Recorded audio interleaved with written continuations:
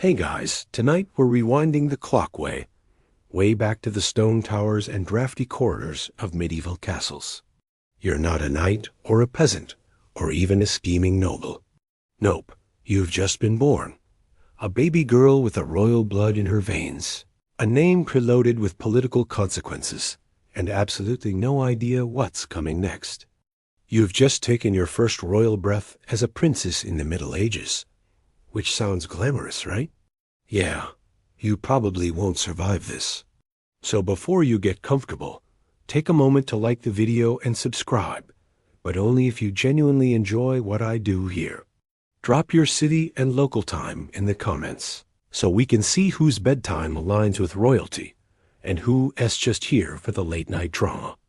Now, dim the lights, maybe turn on a fan for that soft background hum. And let's ease into tonight's journey together. You arrive screaming wet and squishy. About average for a medieval newborn, but you're wrapped in way more linen than most. The room you're born into isn't sterile. It's a slightly claustrophobic chamber deep within a stone fortress. The air smells of beeswax candles, dried herbs, and faintly of mildew. Someone's been burning rosemary to purify the air. But let's be real. This is the 1200s, and no one really understands germs. Still, your birth has been treated as a near holy event. A royal midwife oversees everything, muttering prayers and checking you for any signs of divine favor or curse. A crooked toe might be seen as a prophecy. A birthmark? Well, you better hope it's a lucky one. There's no such thing as privacy. The crowd has gathered outside your mother's birthing chamber, probably including courtiers, clergy, and maybe even a few nobles peeking through the door like it's a medieval baby unboxing video. If you were a boy, cheers would erupt instantly. But since you're a girl, the applause is more polite, quiet, maybe a little disappointed, not that you can tell. You're too busy screaming, confused, and probably freezing because medieval castles have the insulation of a wet sponge. You're whisked away to be cleaned, not with any kind of gentle soap, but more likely with wine or vinegar to strengthen you. Then you're swaddled so tightly in cloth strips, you resemble a tiny white mummy. They believe this helps your limbs grow straight, but mostly it makes you unable to move. It's like being born and immediately put into a medieval straitjacket. Congratulations, but your true first royal moment comes when your gender is announced to the public.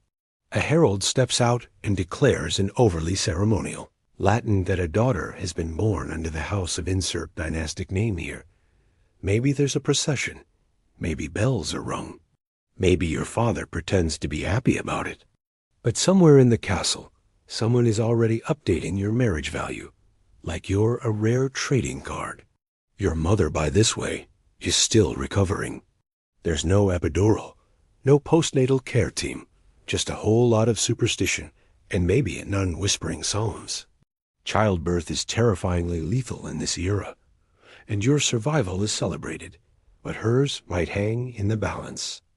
In fact, it's considered so dangerous that women are encouraged to write confessions and wills before going into labor. Yep, motherhood begins with a healthy dose of mortal dread. As for you, little royal baby, your survival is not guaranteed. Infant mortality is brutal. You're born into a class that gets the best food, warmest clothes, and access to rare herbs, but even that's a coin toss.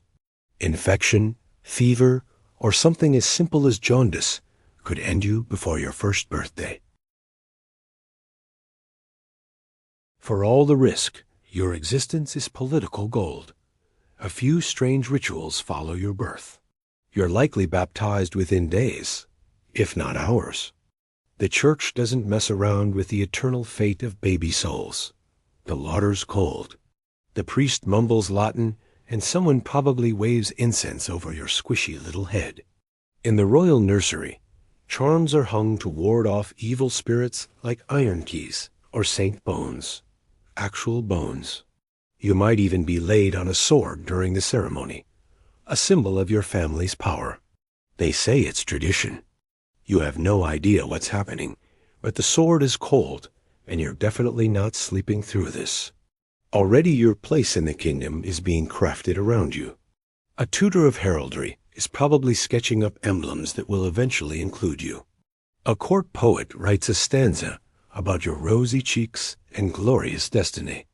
A midwife tells the queen that your tiny pinky finger curved just so, which means you'll marry someone grand across the sea, because of course it does. And here's a quirky little medieval fact. In some courts, people believe that the way a baby sneezed in the first few hours of life predicted their temperament. One cute sneeze, you'll be clever and obedient. No sneeze, you're obviously cursed. There are even accounts of attendants blowing herbs in royal babyish faces on purpose to induce a lucky sneeze. No pressure, infant you. Now, let's talk about the scholarly debates. Historians still argue over how much agency medieval royal mothers had in the early care of their children. Some scholars believe that high-born women were deeply involved, overseeing wet nurses and caretakers, choosing religious tutors, and regulating the nursery staff. Others think noble women were mostly removed, spending post-birth recovery in confinement, while wet nurses handled everything, and babies were basically raised by the court machinery. Evidence swings both ways, depending on region, rank, and specific household. So, the truth, it's hazy. Just know that your own mother may be right beside you or miles away, recovering with a healing potion and a lot of leeches. So here you are, tightly swaddled, head nestled in silk-stuffed linen, placed in a crib carved with lions and lies. You can't lift your head yet. You can't speak. But already, your entire life path is shaped by centuries of bloodline, land holdings, and potential alliances. You're not just a baby. You're a diplomatic asset. The castle is quiet now, except for the muffled echo of guards changing shift and a distant owl hooting from a stone turret. In your cradle, you squirm under layers of linen while a nursemaid hums a lullaby in Old French. You're still learning to blink, to breathe steadily, to exist in this strange candle-lit world where your every cry is logged, interpreted, and occasionally punished. One day you'll rule lands or broker peace treaties. Or maybe you'll die in childbirth at 19.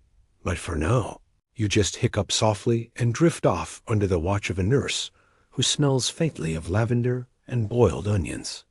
Sleep tight, little princess. You're a few weeks old now, maybe a couple of months, and honestly, you're already a full-time project. Not in the look how precious way most modern babies get doted on, but in the high-stakes, multi-staff, security-cleared way that makes you a breathing political investment. You're not fed on demand. You're fed according to celestial charts.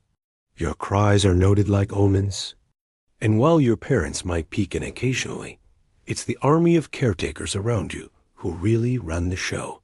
Your days begin with a check of your swaddling, which is still wrapped so tightly you can't bend anything. They believe this helps bones grow straight because in the Middle Ages, people are oddly obsessed with symmetry. To them, it's not just pretty, it's holy. Crooked limbs, sign of spiritual corruption. So you stay wrapped like a spring roll until someone decides your body is hard enough to hold its shape. Let's talk about feeding, because this part is complicated. You're not suckling at your mother's breast. That's way too lowbrow for a royal princess. Instead, you've been handed off to a wet nurse, a lower ranking woman with a sturdy build, strong reputation, and full milk supply. She's been vetted like a government contractor. Her morals, background, and health have been scrutinized to an absurd degree. If she's had sex recently, she's off the list. If her last baby died, off the list. If she sneezes the wrong way, she's gone. The stakes are that high. This wet nurse might live in the castle full-time, or in a private chamber near the nursery. She breastfeeds you several times a day, sings to you in her own dialect, definitely not court-approved French or Latin, and essentially becomes your first attachment figure. In some cases, princesses formed lifelong emotional bonds with their wet nurses, sometimes more affection than they ever showed their actual mothers. You might even call her mother in your early speech. That's the kind of tangled emotional contradiction this life is full of. Your crib is extravagant, but far from safe. Woodard lions or saints lean over you like silent judges. You've got no concept of danger, but if you did, you'd notice the fine silks and furs in your bedding are massive fire hazards, and the room's fireplace is both open and unpredictable. But the flickering glow is soothing, and your nursemaid knows how to keep you warm without setting your future on fire. Most days, you're paraded out to the royal hall, if only briefly. This is where visiting nobles and clergy can clap eyes on you and murmur things like, "Strong legs for a girl?" or "She looks clever." These comments matter. Physical appearance is heavily politicized. If your skin tone seems too ruddy, or your head too narrow, rumors start. There is an entire category of medieval astrology and medicine that reads a baby as features like tea leaves. A wide forehead, you'll be wise. A cleft chin, decisive. A lazy eye, cursed, obviously. In certain courts, you're fed special mixtures meant to stimulate intelligence.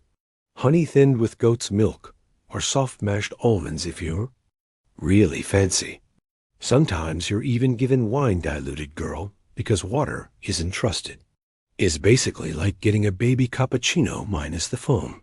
The result's probably indigestion and confused crying, but everyone seems convinced you're on track to become a diplomatic prodigy. Now, for a fun fringe fact, some medieval parents would try to shape their infant skulls with tight head wrappings to get that ideal noble dome. The practice wasn't widespread across all regions, but it did happen in some aristocratic households.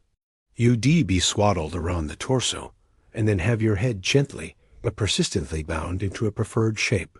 Your nurse might pat your forehead and mutter something about divine proportion while adjusting the wrap. Comfort, not even on the list of priorities. Meanwhile, music is a big part of your early life.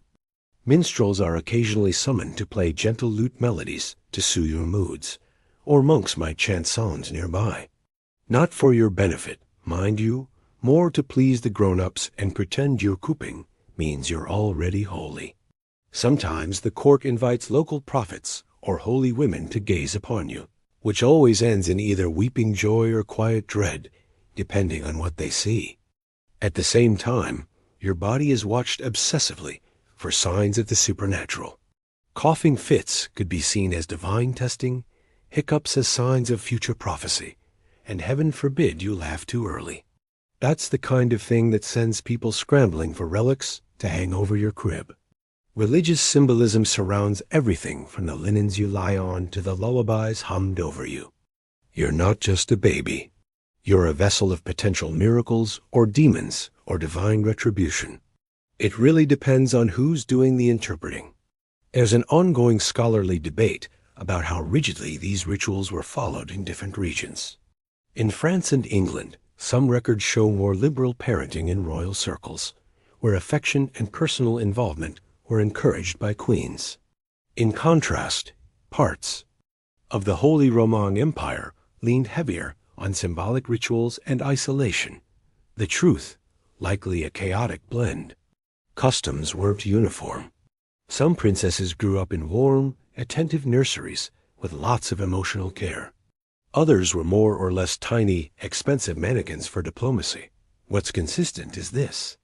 Your presence is a chess piece on the royal board, and every burp you make is read like a scroll from heaven. You are the physical embodiment of your family's future alliances, land claims, and peace treaties. Your father might hold you up like Simba from the Lion King during court presentations, but he's already mentally charting who you'll be promised to in marriage by age 3. And here's the real kicker. You don't even get a baby blanket of your own. Most items in your nursery are heirloom objects. The cradle might have once held your mother or your grandfather.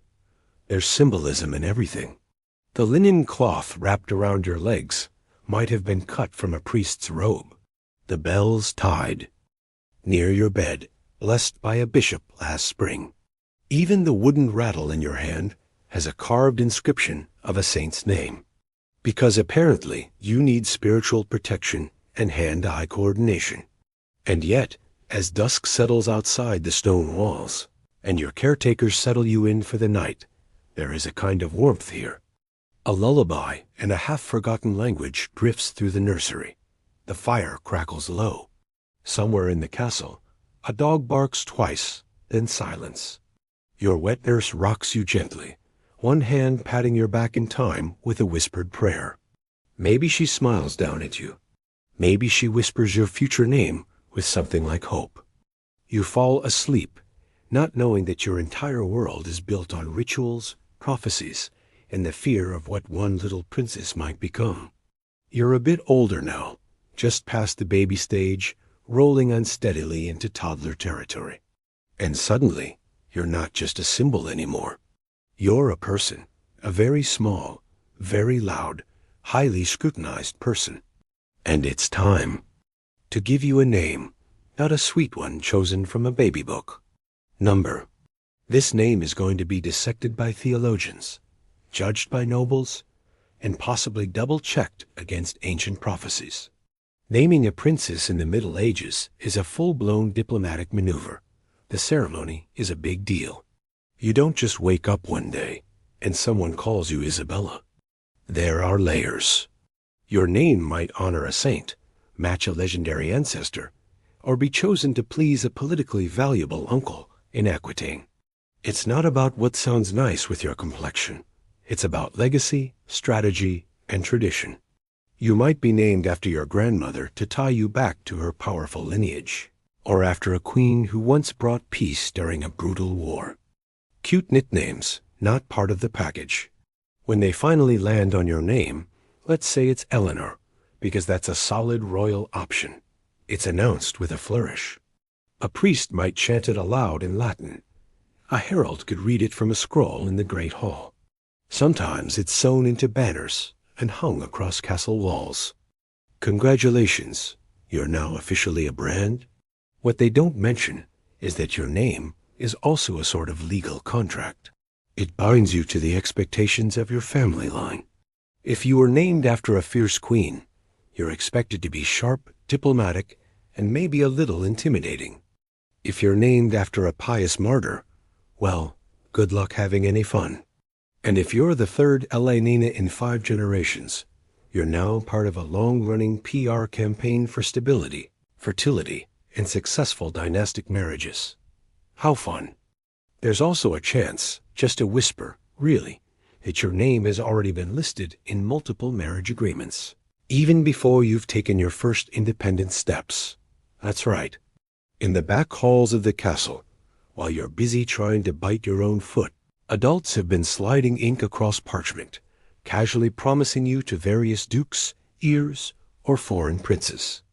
They write things like, in the event of future alliance, and upon reaching suitable age, you meanwhile are still obsessed with chasing shadows on the floor. But oh, your name travels faster than you do. Couriers carry word of your existence and identity to distant courts. In some distant city, a royal boy not much older than you is told your name by his tutor and asked to remember it because one day that might be his wife. These names get embedded in political memory, marked on family trees like tiny alliance flags.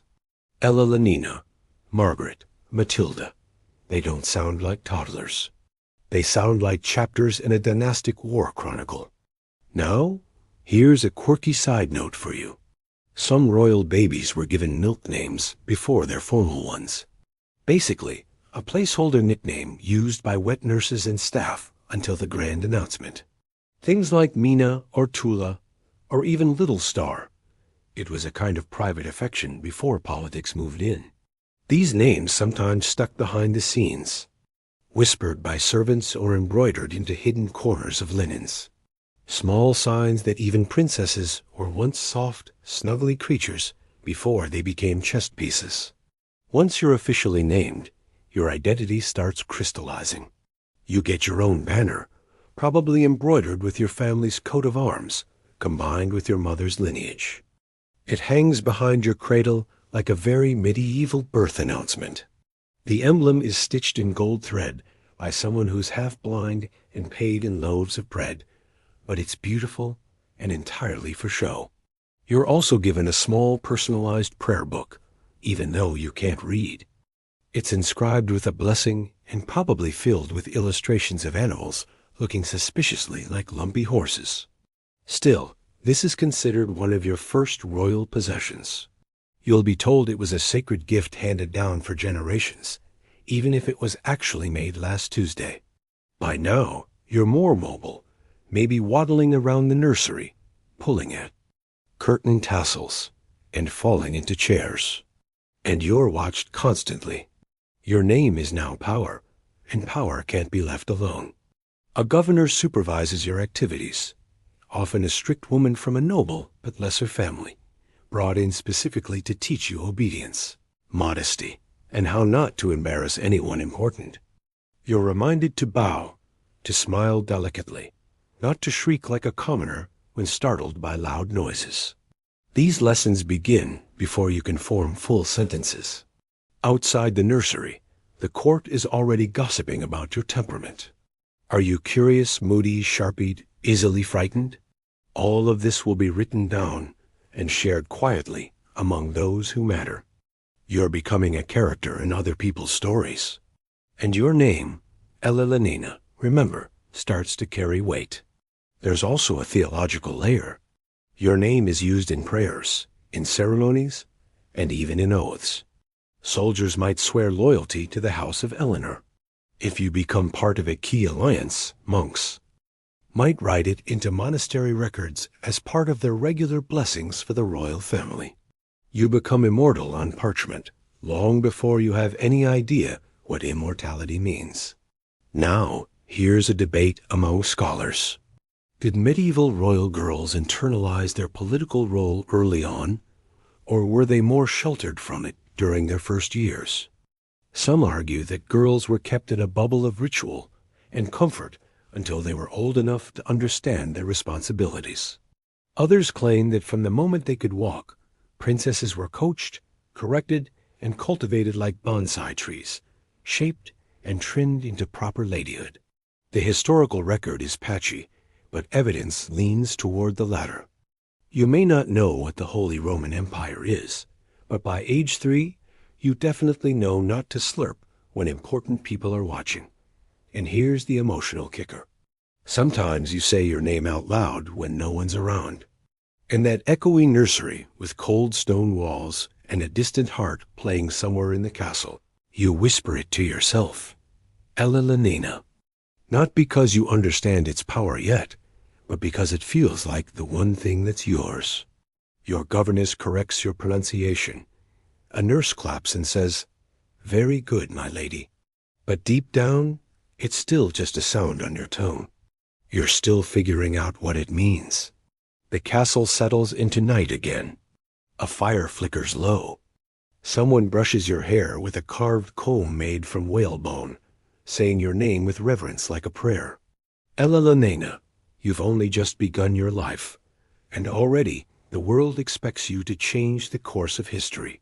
You're about 4 now, maybe 5, and the nursery feels smaller every day, not physically, but spiritually. You've outgrown the crib, ditched the linen swaddles, and can almost recite a proper table blessing without messing up the Latin. Almost. Now you begin to notice things like how your wet nurse no longer kisses your forehead in public, how your governor bows before speaking to you, or how the castle servants whisper when you pass, calling you the little lady instead of your name. Your world is shifting, and it's full of people watching you just a little too closely. The court is obsessed with omens. Everything you do is read like a sacred text. One morning you sneeze during morning prayers. A servant claims it's a sign you'll bring peace. Another day, you throw a wooden spoon in a tantrum and hit a noble in the ankle. The court jester turns it into a song. A few people laugh. A few do not. In this world, even your tantrums get circulated like political gossip. You're still surrounded by women mostly. They keep you clean, dressed, modest, and polite. Some of them adore you. Some resent you. A few, especially the older ones, treat you like a holy object, to be adored, but never touched without ceremony. They speak of you in hushed tones when you're not in the room, arguing over whether you're clever like your father or solemn like your mother. Your every feature is examined, your quirks turned into prophecy. If you favor your left hand, someone calls it a sign of wickedness. If you laugh in your sleep, a priest is summoned to bless your bedding. You spend hours sitting still while people arrange you.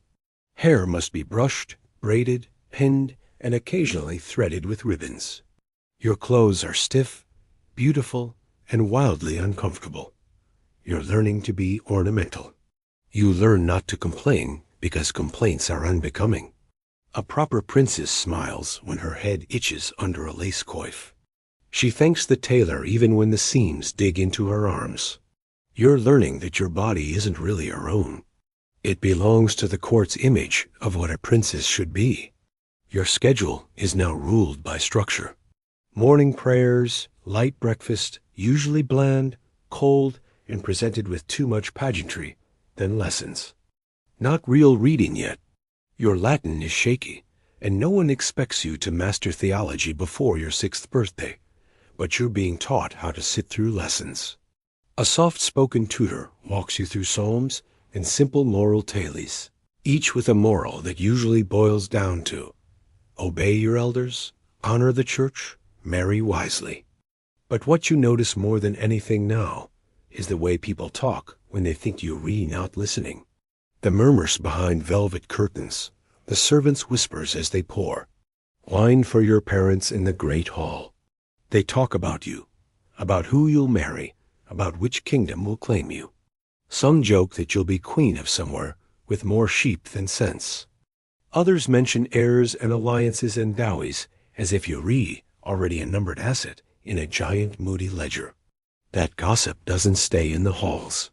It makes its way into the nursery, dripping in through bedtime stories and mealtime chatter. One day your husband might be a great king, your governor says, as she spoons warm broth into your bowl. Perhaps he'll bring peace to 2 warring houses. You nod, pretending you understand. But really, you're just wondering what a warring house looks like.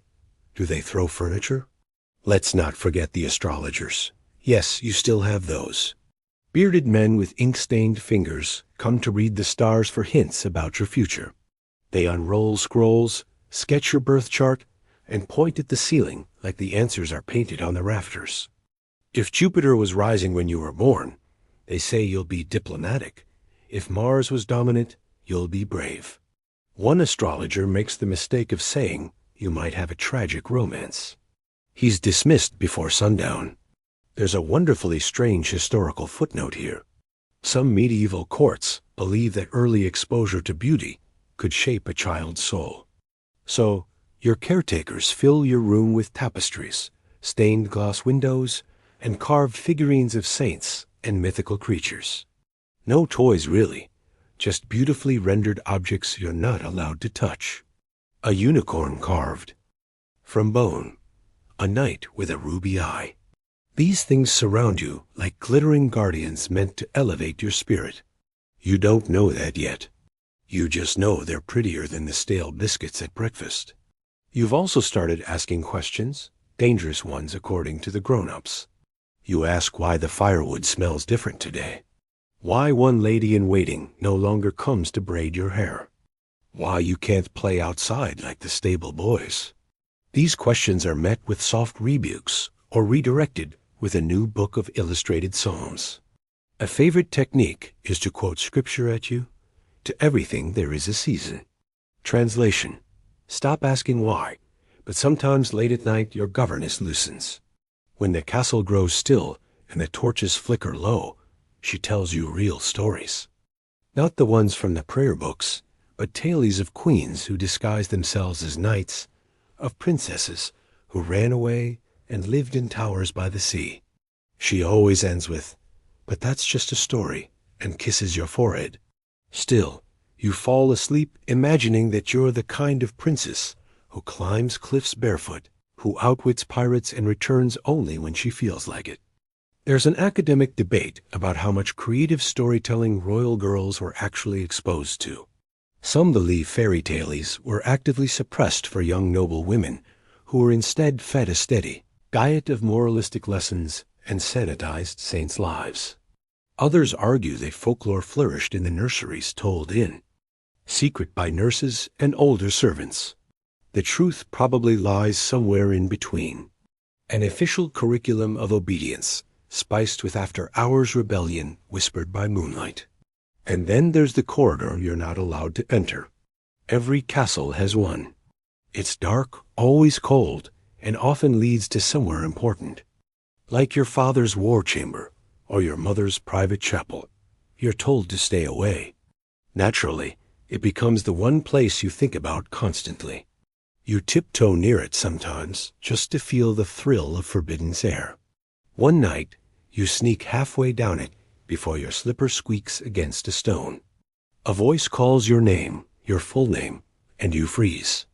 Not because you're scared of punishment, but because you've never heard your name spoken like that before. Not lovingly, not reverently, just firmly, like it belongs to someone bigger than you. Back in bed, tucked under layers of wool and embroidered linen, you realize something. You're beginning to understand the weight of your name, of your place. The castle is your home, but it's also your stage, your prison, your destiny. You're 6 now, maybe 7, and you no longer wobble when you walk. Your steps are light but deliberate, trained to glide across floors that echo too loudly if your heels strike wrong.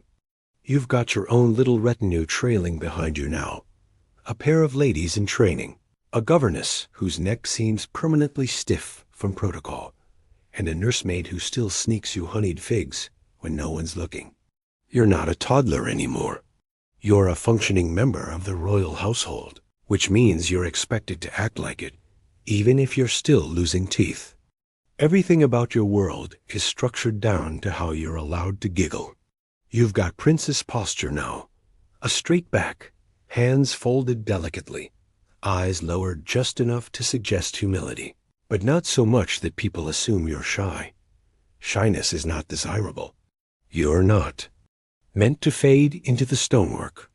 You're meant to shimmer gently, like candlelight on polished armor. Charming, but not forward. Visible, but not demanding. Polite, but not so meek that you can't secure a marriage with a future king of somewhere dreary and rainy.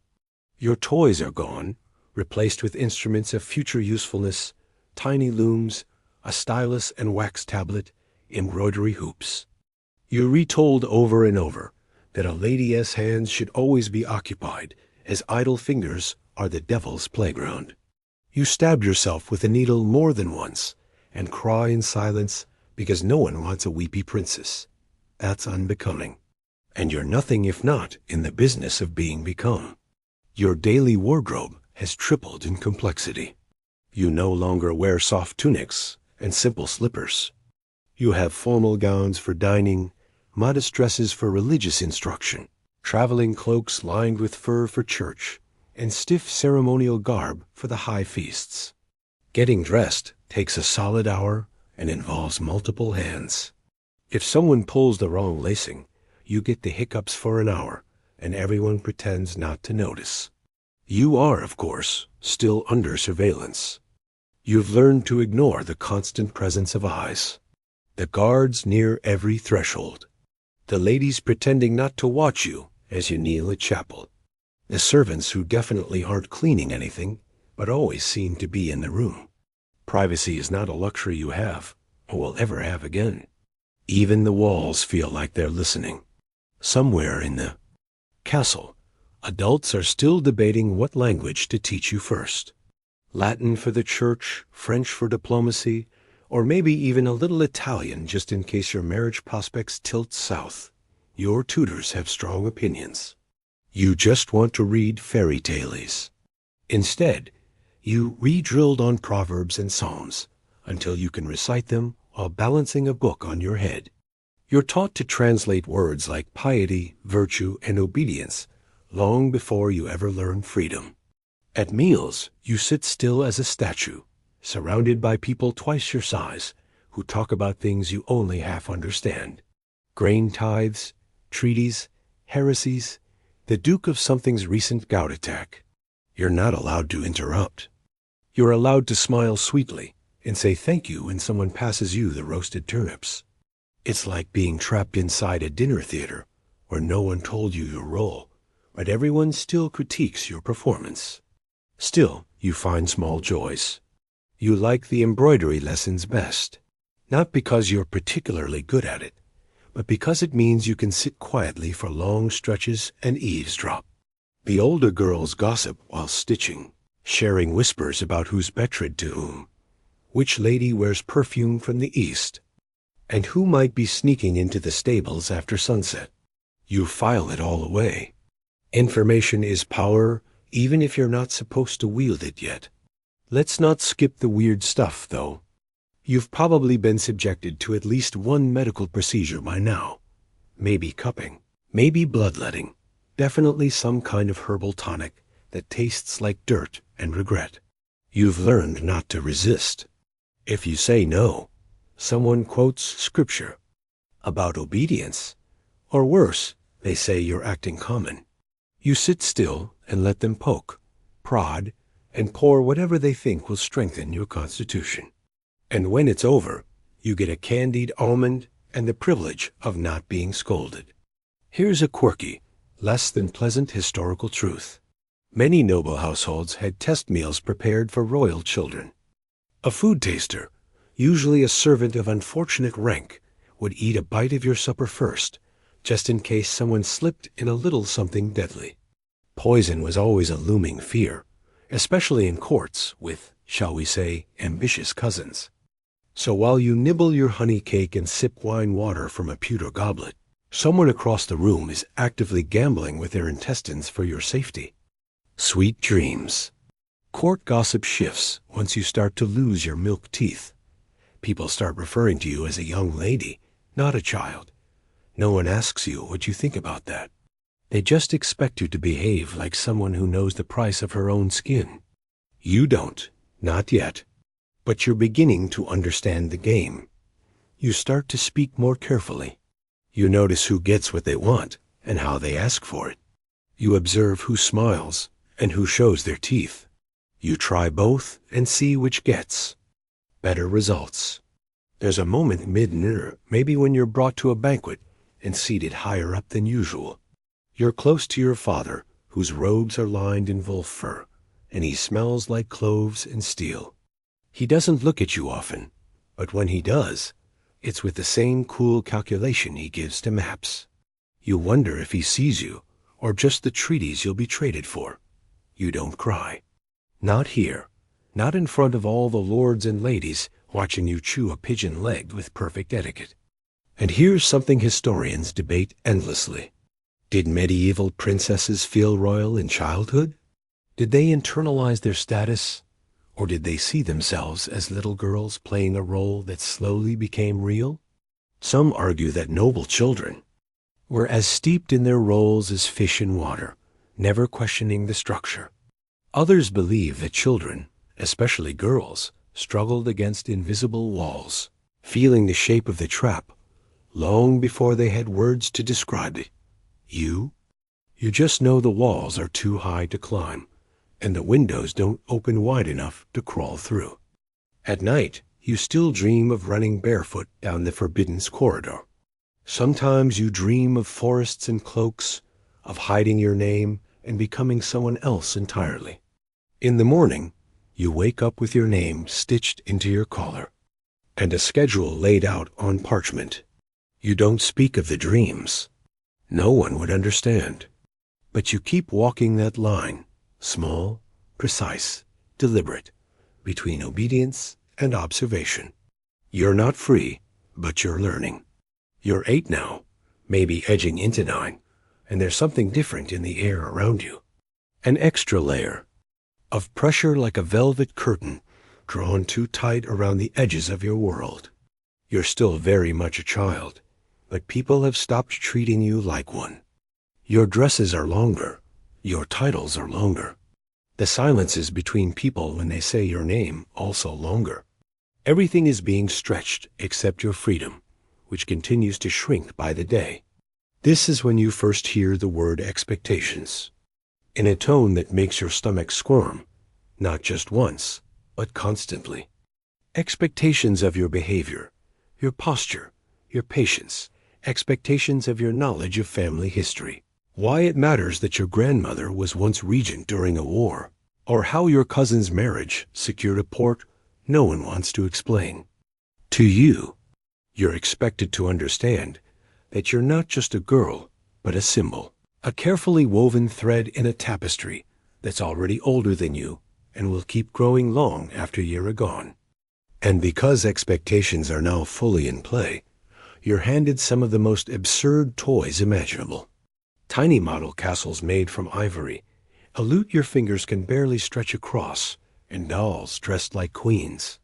But these dolls are different from the comforting cloth ones you had as a toddler.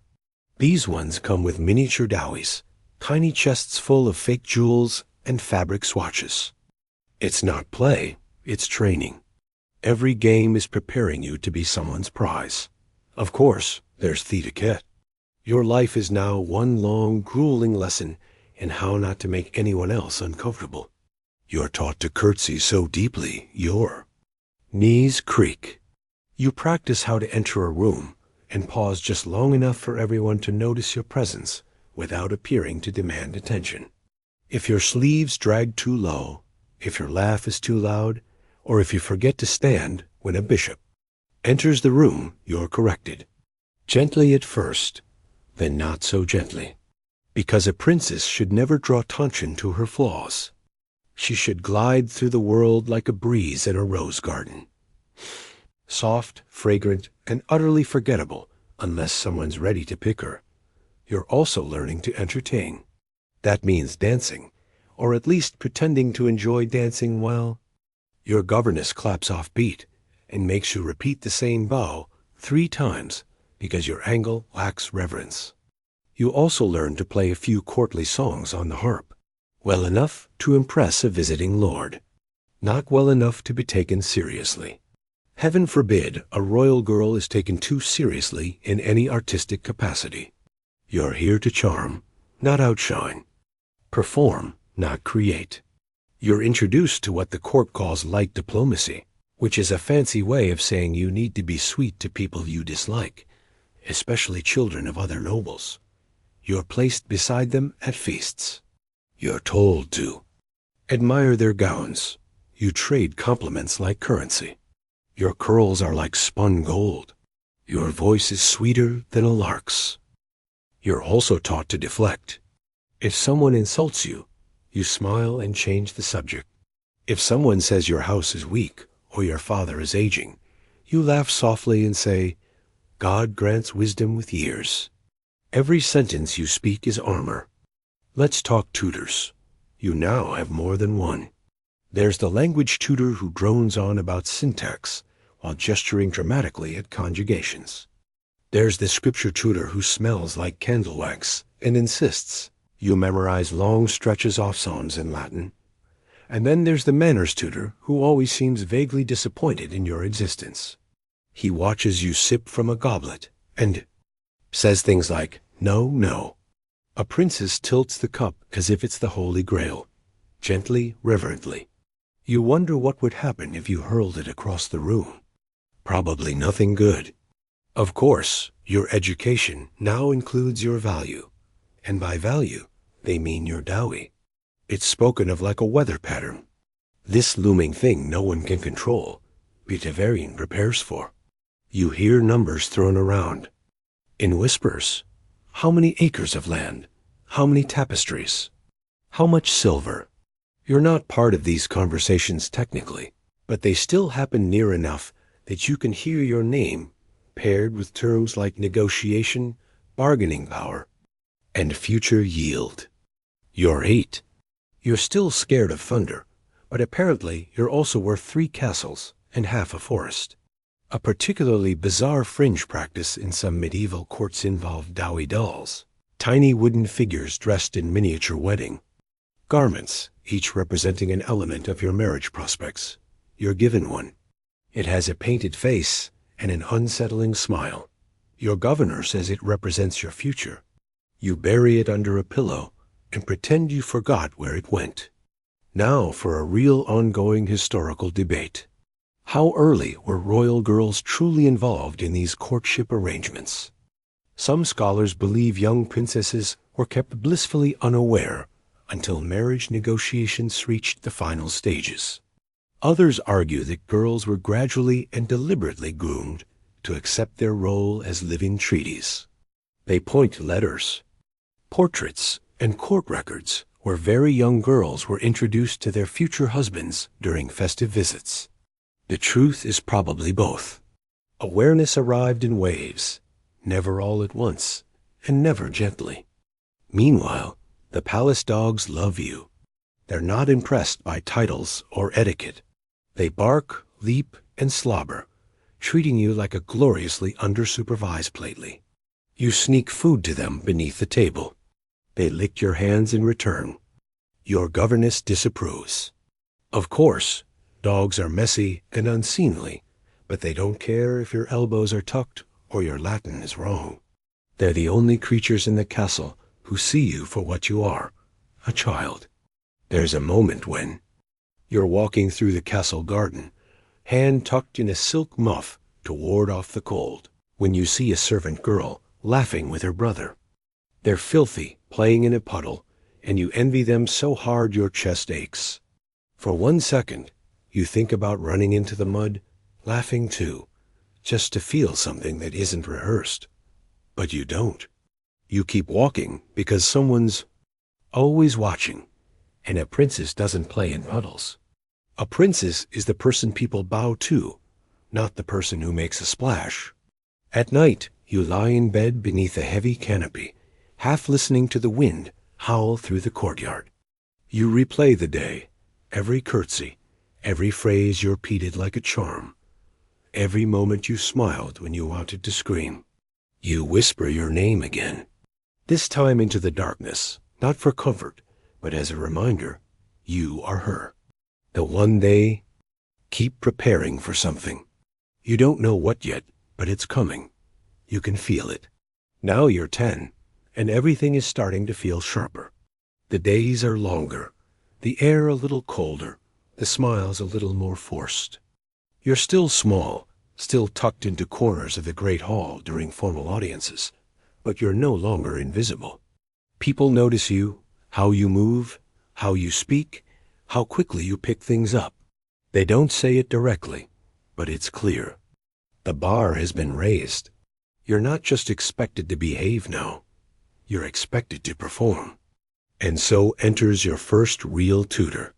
Not the gentle, distracted monks from before who let you trace letters with ink-stained fingers while they muttered prayers under their breath. This one is different. He arrives in a stiff black robe that makes a sound like whispering parchment every time he turns. His name is Master Godfrey, and you instantly hate how much he doesn't smile.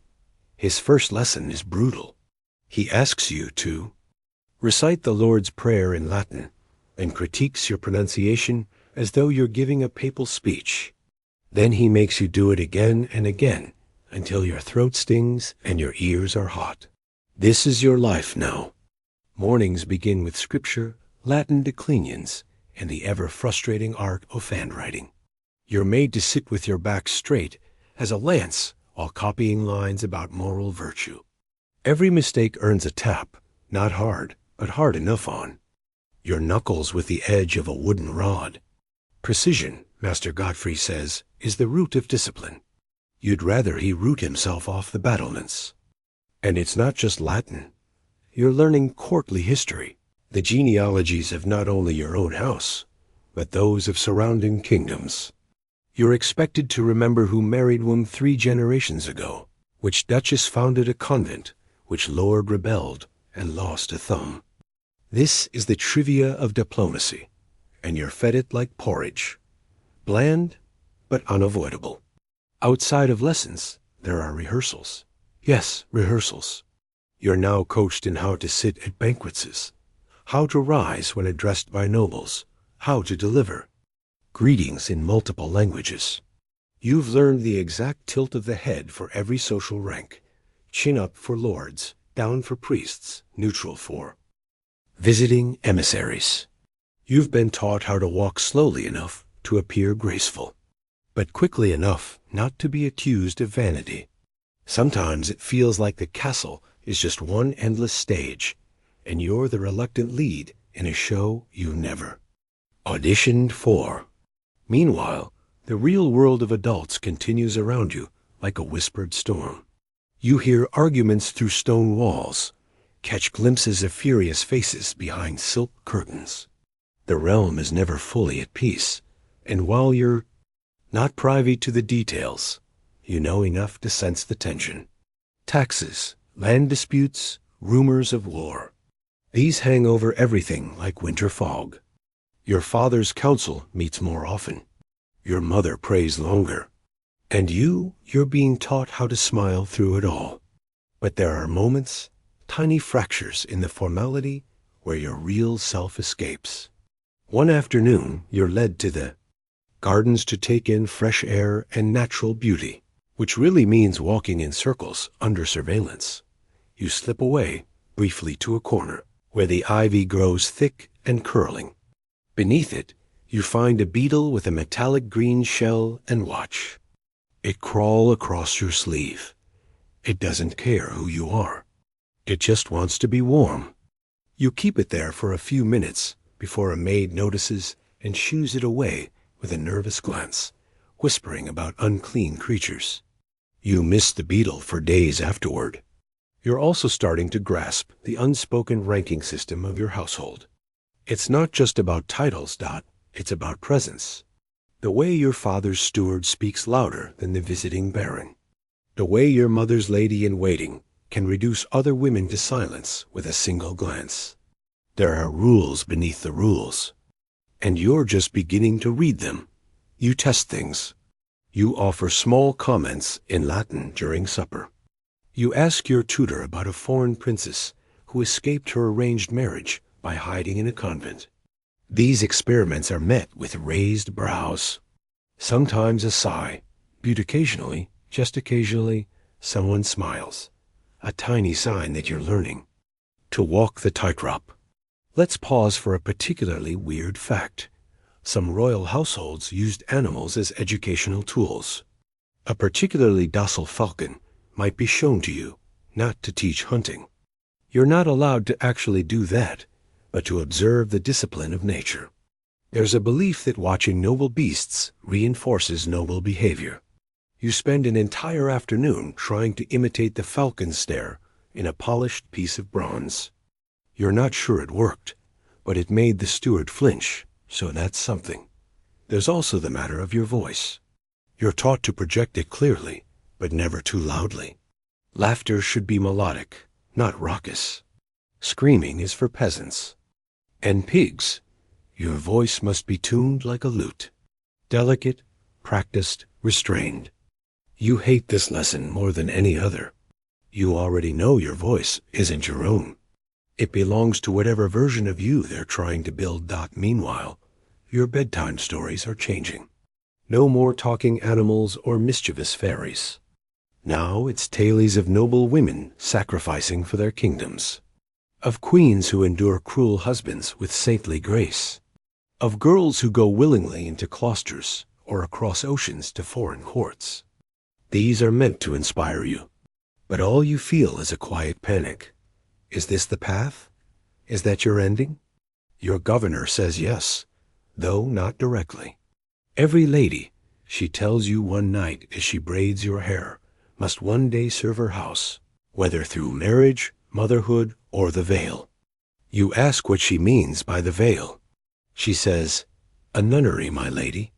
You stare at her hands, watch them work the braid. You don't ask more questions. Now, here's the scholarly divide. Some historians argue that girls in your position had a measure of agency, small decisions, influence through relationships, chances to guide their fate subtly. Others say it was all illusion, that your fate was decided the moment you drew breath, and the rest was a long, exquisitely polite parade toward inevitability. They both might be right. You feel it shift daily. Sometimes you sense the door to freedom, slightly ajar. Other times it slams shut before you can even imagine walking through. At night, lying beneath your canopy, you review your lessons. The Latin phrases, the curtsy angles, the names of long dead queens who did what they were told. But then your mind slips just for a moment into the fantasy of riding a horse without a side saddle, galloping into a field without anyone calling your name. You never speak of this, but it comes back night after night. And each morning you rise with the sun and step once more into the girl they expect you to be. By the time you're 11, your days are stitched together like embroidery, tight, precise, and utterly inescapable. The morning bell rings and you're already upright before your maid enters, because being caught asleep is now considered a personal failing. You're dressed in layer after layer of woven expectations. From your embroidered undercoat laced so tightly, you swear you've forgotten how to breathe properly. Everyone says you look beautiful, which you figured out is just code for compliant and tidy. But while your clothes have grown heavier, your childhood has grown thinner. You can feel it slipping. That sense of casual wonder, the freedom to laugh too loud or chase birds in the courtyard, has been scrubbed clean from your routine. Now, when you pass the aviary, you don't even look up. You just nod slightly as if to say, yes, yes, birds exist. Now, let's move on. At the center of your new daily routine is the dowry. Not the literal chest of coins and land grants, though that's probably being negotiated as you read this, but the education of what it means. You're not just being trained in the mechanics of being a wife. You're being taught your market value. In hushed conversations between your mother and her advisors, you hear your name paired with regions you've never visited. Brittany, Aragon, Savoy. You imagine them as shapes on a map, colored in soft pastels far enough away that you can pretend none of this is real. Your governess has started to introduce you to dowry arithmetic. It's not math, the way your tutor teaches you with sums and counters. This is subtler. This necklace, she says one afternoon, holding up a string of pearls, would not be part of your dowry. It would be part of your gifts, what your husband receives on the wedding day. She touches your wrist. But this bracelet, that would be part of your price. Price? She says it so softly, like a feather floating down onto a coffin. But the weight hits just the same. The worst part is the pretending. No one says you're being sold. They say you're being placed. You're being positioned. You're securing your house's future. You're told over and over how lucky you are, that some girls don't have choices, that some girls marry farmers or bakers, that some girls have to cook their own food. You don't know what a baker does exactly, but you imagine it involves flour and fewer rules. It sounds magnificent. One day during your embroidery lesson, the talk turns to childbearing. You drop your hoop, your governor sighs, as though you've spilled ink on scripture. It is not improper, she says, to prepare a young lady for her duty. Then she proceeds to describe with far too much confidence and far too little detail the miracle of bringing forth heirs. You sit there in silence, unsure if you feel more afraid or just confused. The maid beside you stitches silently, her needle flashing like a dagger. Here's a wonderfully strange historical detail. Some noble families would send you a tiny betrothal gift. It might be a carved box with sweetmeats, a length of foreign silk, or a miniature painted icon of the suitor's patron saint. You receive your first one shortly before your 12th birthday. A gold ring shaped like a serpent biting its own tail.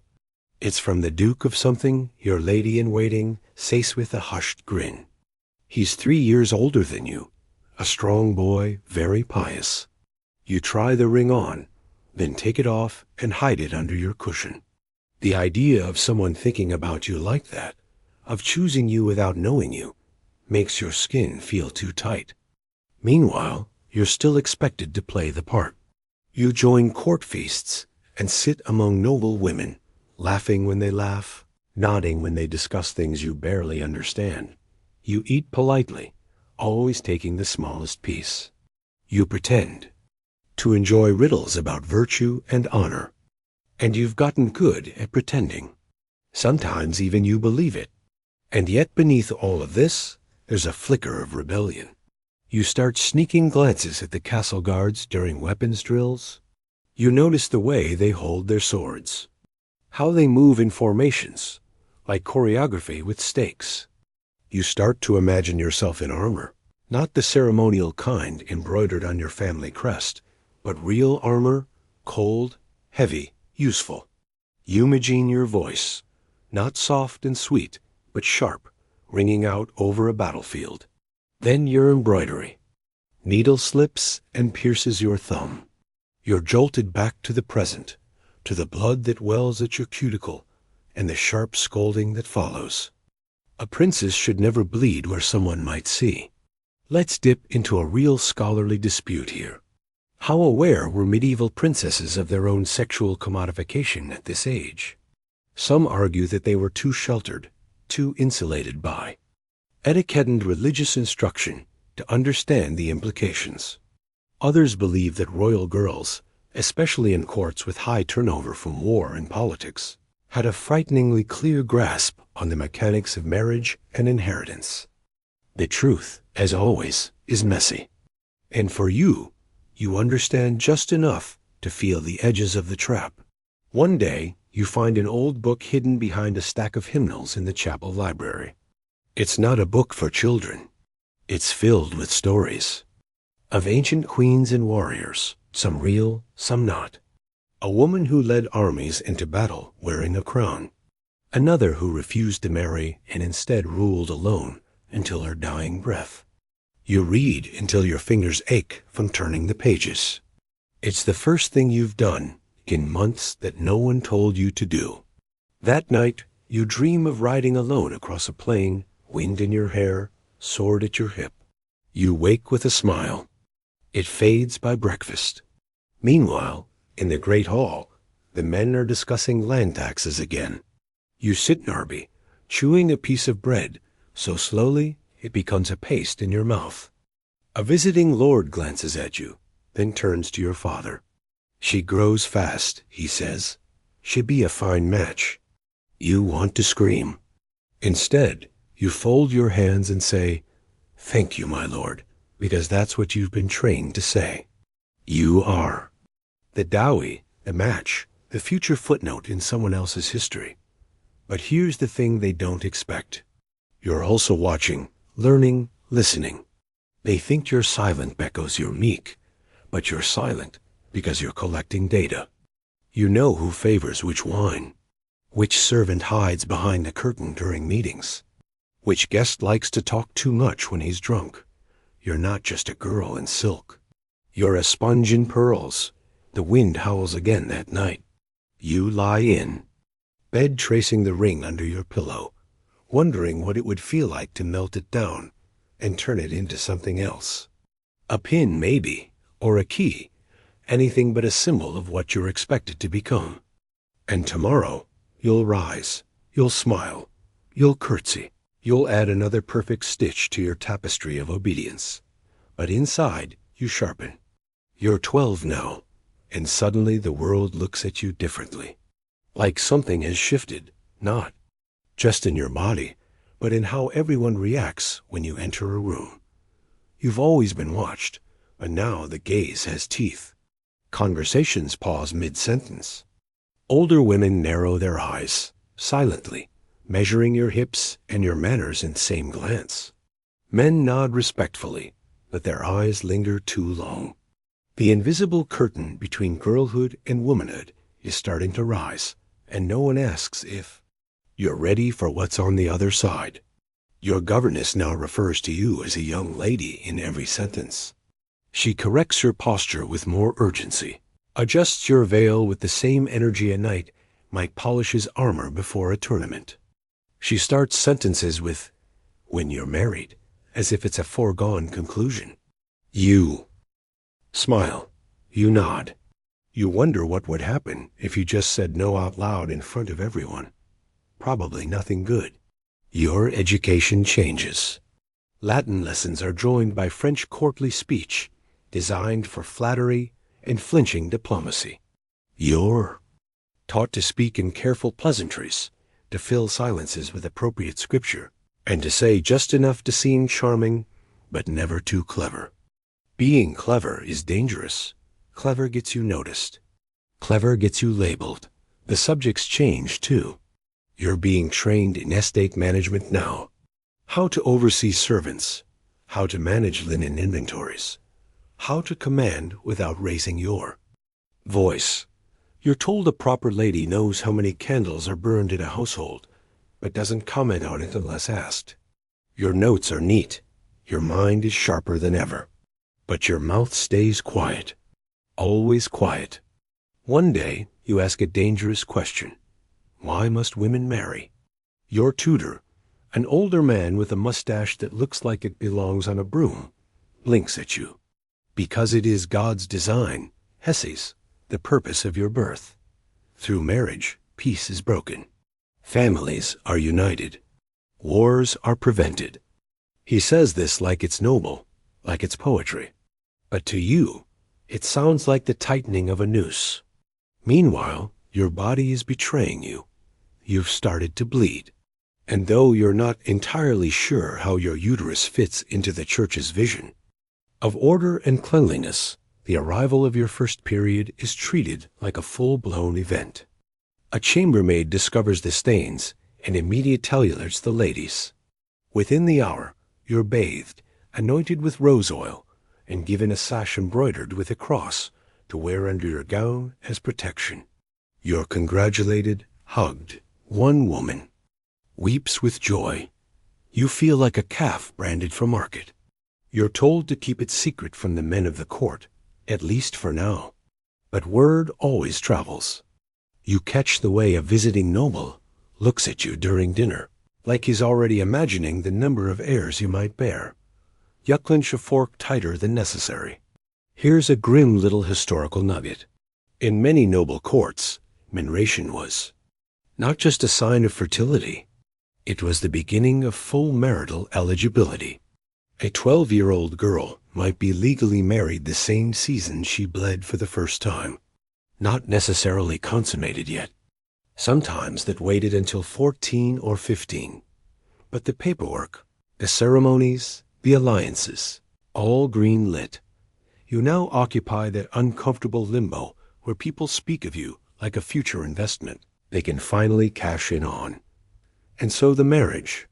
Talk becomes constant. The Duke of something or other has sent a falcon, a real one. It perches in the courtyard, judging everyone with its glassy stare. He's showing his intent, your governess explains.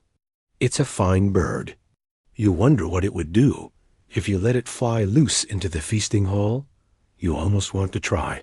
There's also a tapestry being woven now, one that includes you. Literally, a master artist has begun work on a wall-sized image of your family's great lineage. Your father stands at the center, sword in hand. Your mother beside him, veiled and pious. And off to the left, a faint unfinished shape in golden thread. You, not as you are, but as you will be. Older, more woman than girl. Seated on a throne next to an equally blank-faced husband. You stare at it too long, and someone pulls you away. You still steal moments of solitude. They're rarer now. But sometimes, just before dusk, you sneak to the old chapel on the edge off the grounds. No one uses it anymore. Too damp, too drafty. But it's quiet. You sit among the dust and carved saints, fingers tracing the cracks in the stone. You don't pray, not really.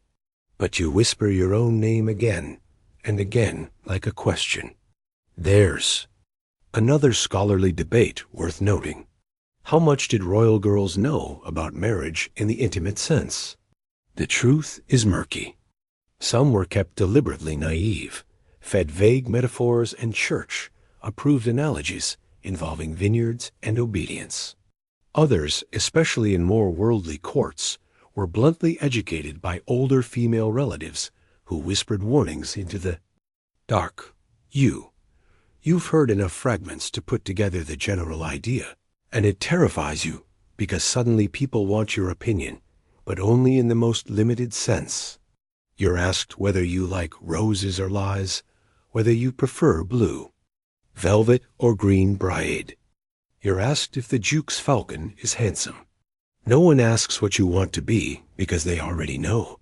A bride, a vessel, a figurehead in a gown you didn't choose, standing beside a man you don't know, smiling for a peace treaty you had no hand in crafting. You begin to write poetry, bad poetry at first, rhyming couplets about rain and birds. But over time, it becomes sharper, stranger. You hide it beneath your mattress, tucked between folded linen. One day, a maid finds it. She says nothing, but 2 days later, your parchment is gone, and so are your ink and quills. Your governess tells your writing too much is unsuitable for a girl on the brink of marriage, as if knowledge might infect your womb. Still, you keep the verses in your head. You recite them while kneeling at prayers, your lips moving to different rhythms than the rest of the room. It's a quiet rebellion, but it's yours. The night before your 13th birthday, your mother visits your chamber. She sits beside you, smoothing your blanket, looking at you with eyes that seem older than the stars. You'll be sent away soon, she says. Just like that. No prelude, no comfort. Be kind. Be patient. Learn what pleases him. She means your future husband, whoever he ends up being. Then she takes a ring from her own hand and presses it into your palm. For strength, she says. You don't cry until she leaves. You don't want her to see how scared you are. You lie in the dark with that ring, clutched so tightly it leaves a crescent-shaped mark in your skin. You think of the falcon. You think of the tapestry. You think of your name being sewn into someone else's household. And you wonder, when does a princess stop being a person? You are 13. And though no one has said the exact words, you are officially on display. The transformation is complete. Your child's self has been tucked away behind braided hair and embroidered bodices. And in its place now stands a young woman, or at least the version of one the court wants to believe in. Every part of you has been curated, measured, and made presentable. You're a showroomadle of feminine virtue, and your audience is the entire kingdom. There's a new energy in the castle now, an air of tense anticipation, like the quiet before a storm or a wedding procession, or both.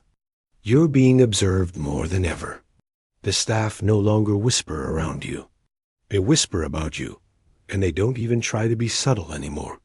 Every new dress you wear is followed by a ripple of opinions. Every reply you offer at supper becomes a topic of debate between your mother's ladies. One says you sound too proud. Another says too meek. You start practicing answers in your head before anyone even asks the questions. A fresh rotation of ladies in waiting is assigned to you. Young unmarried women from noble families with surnames longer than your arm and agendas longer than that. They call you my lady with a certain strain in their voices, like they're still deciding whether they should admire you or pity you. You aren't friends. You aren't allowed to be. They're competitors dressed as confidants. And you're wise enough to see the shape of it, even if you can't name the game. You've reached the age of courtly performance. When visitors come to the palace, envoys, nobles, minor royals from distant cities, you are paraded like a prized jewel. At dinners, you're seated at strategic angles so your profile catches the candlelight just right. During music performances, you nod appreciatively, but never too enthusiastically. You're expected to laugh at witticisms you don't understand, and to sing on command if someone hands you a lute. Your voice should be soft, your eyes modest, and your smile fleeting enough to seem mysterious. You're 13 and already a seasoned liar. And behind every interaction, there's a silent weight pressing down. Who is watching you? And what will they say about you when they leave? Your body is no longer yours. It belongs to the rumors, the portraits, the marriage contracts that have begun to swirl like winter winds. Your hair is brushed with oil, said, to attract favor. And a new physician prescribes tonics to encourage fertility. Even though your cycle is barely stabilized, you're told to eat more figs and fewer salted meats. You're told to smile more, to speak less, to never laugh when your teeth are showing. Your mouth is your second veil. One court lady says, you don't even know what that means, but you nod. Here's a particularly strange medieval quirk. In certain courts, you might be taught to craft personal perfumes. Distillations of lavender, rosemary, or even crushed pearls used not only for fragrance, but as symbolic signatures. You create one yourself, a faint scent of mint and rosewater. And soon, you're told it will be sent with your portrait to prospective suitors. It leaves a memory, your lady-in-waiting tells you. You wonder what memory a bottle can carry, and what happens when that scent is all someone knows of you. Of course, you've now met your first real suitor. Well, met is generous. He arrived with a convoy of pale horses and too many banners. A boy off 15, with a crooked nose and a voice that squeaked when he said, "My lady, you shared a brief walk in the gardens under full supervision naturally. You talked about the weather. He compared your eyes to moonlight. You compared his hands to bread dough. Not out loud, of course, just in your mind. He smelled like smoked fish and ambition.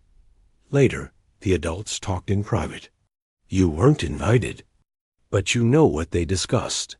His father owns lands near a border your kingdom would love to secure. Your dowry would double the value of the match. He left with a ring and a sketch of your face. You don't know if you'll ever see him again. Meanwhile, your tutors have changed tone. They no longer teach you like a student. They coach you like an actress. One lesson is entirely focused on what to do if your future husband insults your family. The answer, apparently, is to smile, change the subject, and then gently assert your house's virtue through poetry or embroidery. You consider stabbing a cushion instead. But that's not ladylike. And then your portrait arrives, the official one, painted by a silent man who stared at you for hours, but never met your gaze. When it's unveiled, everyone gasps. It's you, but not really. The cheeks are softer, the eyes more mysterious, the waist unnaturally small. You look like a queen, your mother says, but you feel like someone has made a doll of your future and nailed your name to its forehead. Now comes the truly strange part. The court has started to curate your mood. You're given happy reading only. No tragedies, no tales of doomed lovers or warrior queens. You're advised to spend less time in the chapel because your prayers have grown too intense. You're asked not to walk alone, not even in daylight, because it gives the wrong impression. You're not just being trained anymore. You're being packaged. There's a long-standing debate among historians about how much influence a medieval princess could exert over her own betrothal. In theory, consent was required. In practice, consent was shaped, coaxed, and cornered until it resembled obedience. Stories exist of princesses who rejected suitors. Some were sent to nunneries. Others disappeared from the records entirely. Few triumphed. Most did not. You know this. It's why your yes is being prepared months before the question is asked. At night, you write letters you never send. To future you, to no one. You describe who you would be if you lived in a world where girls weren't traded for boarders. You imagine your own castle, small and quiet, with a garden where no one watches you. You imagine choosing your own name, not the one your parents gave you, not the one embroidered on every napkin in the great hall, but something strange and beautiful, and entirely yours.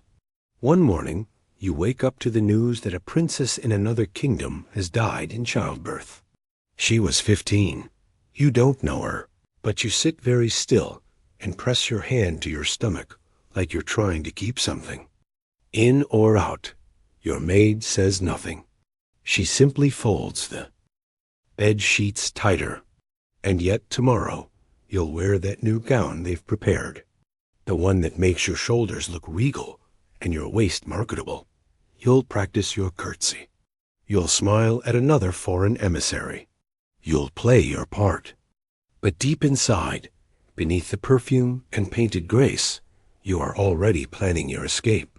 You're 14 now, and the mirror doesn't lie anymore. There's no more blurring the edges of who you're becoming. You see it in your face, longer, more defined.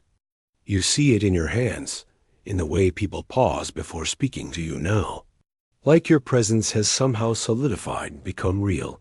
You're no longer just a girl with potential.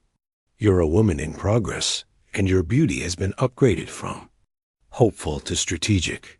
Which means, of course, it's time to talk about your face. In the Middle Ages, beauty isn't about expression, or joy, or even health. It's about pale skin that glows like marble, hair that falls like golden wheat, and a forehead high enough to host a chess match. And unfortunately, you're stuck with the face you were born with. So now begins the relentless war against your own. Features carried out with powders, pastes, and a total disregard for skin safety. Each morning, your maid applies a chalky white substance made from ground lead and vinegar known as Susi. It cakes slightly at your jawline, but the court calls it divine luminosity. Your cheeks are tinted with crushed rose petals, or if the alchemist's been lucky that week, a bit of carmine beetle. Your lips get a dab of honey wine paste to rein them. The effect is ethereal. The cost is that your skin constantly itches and sometimes peels in small, terrifying flakes. Your forehead is plucked, not your eyebrows, your actual forehead. You see, the current beauty standard says a high forehead is a sign of nobility and intelligence. So your maid takes tiny tweezers and slowly rips out the front line of your hair. It stings. You tear up. No one cares. This is what princesses do. Later, you catch a glimpse of yourself in a polished silver mirror and think, I look like a thoughtful egg. Then there's the hair care, or medieval approximation of it. Oily roots, rinse with fermented water. Dandruff. Try an onion and vinegar scrub rubbed in with linen strips. Want shine? Boil rosemary, sage, and a small silver coin. Then pour it over your scalp while whispering a psalm. And heaven help you if your hair is too dark. You might be encouraged to sleep with lemon rind pressed along your hairline, or spend afternoons under the sun in a hat lined with crushed daisy petals to lighten it. And yet, despite all this labor, you're told that true beauty is effortless. You must never appear as though you tried. A noble lady glows from within, your governor says, as she rubs your arms with scented oil that smells suspiciously like mutton fat. You smile tightly. From within, you repeat, wondering if within has anything left to give. What's worse is that all of this is less about you and more about the people who are supposed to be attracted to you. The idea of male desire hovers over every beauty routine, every fabric fitting, every subtle adjustment to the way you smile. Your appearance is your power, they tell you, but only if it pleases others, especially one particular other. The suitor who's coming to court next week. Yes, him. You've heard whispers about him for months. He's a prince, or at least related to one. His family is rich in vineyards, and conveniently located on the edge of your kingdom's most stubborn border. His visit is framed as a diplomatic courtesy, but everyone knows why he's really coming to see if you'll do. Cue the preparations. You're given a new gown fitted so precisely it feels like a second skin made of silk and expectation. You're taught how to lower your eyes without appearing shy, how to let your smile hover at the corners of your mouth. Never too wide, never too revealing. You're told not to eat too much during the feast, to avoid staining your fingers, and to laugh, but only in the middle of someone else's sentence. Laughter, says your etiquette tutor, should always serve someone else's timing. He arrives with fanfare and a white horse, because of course he does. He's older than you, 17 or 18, and seems entirely too aware of his own importance. His gaze rests on you like he's inspecting a painting. He says you're beautiful. You say thank you. You do not mention that he smells like a damp manuscript and has the charisma of boiled oats. You're seated beside him at dinner. You eat nothing. You make clever, non-threatening comments. He tells a story about a falcon he once trained, which somehow ends with a digression about how women are like birds. Lovely to look at, but always trying to escape. You smile politely. You picture your knife going into his thigh. Just a little. Just enough to ruin his breeches. Here's a lesser-known medieval custom. Some nobles believe that a woman's physical glow could reveal her virtue. So after your audience with the suitor, you're escorted to a chamber where a matronly lady watches you remove your veil and evaluates your skin tone. Still fair, she says, untouched, as though virtue could be measured by paleness alone. And there's a real historical debate buried in all this. How much control did noble women have over their beauty regimens? And did they see these rituals as empowerment or submission? Some argue that women used beauty as their only weapon in male-dominated court politics, weaponizing charm, curating allure, building influence through aesthetics. Others say the standards were so rigid that beauty became just another kind of chain. Either way, you're stuck with the pressure. You wear it like a second crown, invisible, but heavier than the real one. Later, after the feast, you're brought into a small solar to sit with the suitor and his mother. It's the unofficial pre-betrothal vetting moment. You pour tea with the grace of a practiced acolyte. She watches you like a hawk, probably counting your teeth behind her smile. The prince says you remind him of a summer day in Naples. You have never been to Naples. You nod as if you miss it dearly. When it's over, your mother says you did well. She kisses your forehead, the part where your hair has been plucked raw. You say nothing. That night, you're allowed to remove the makeup yourself.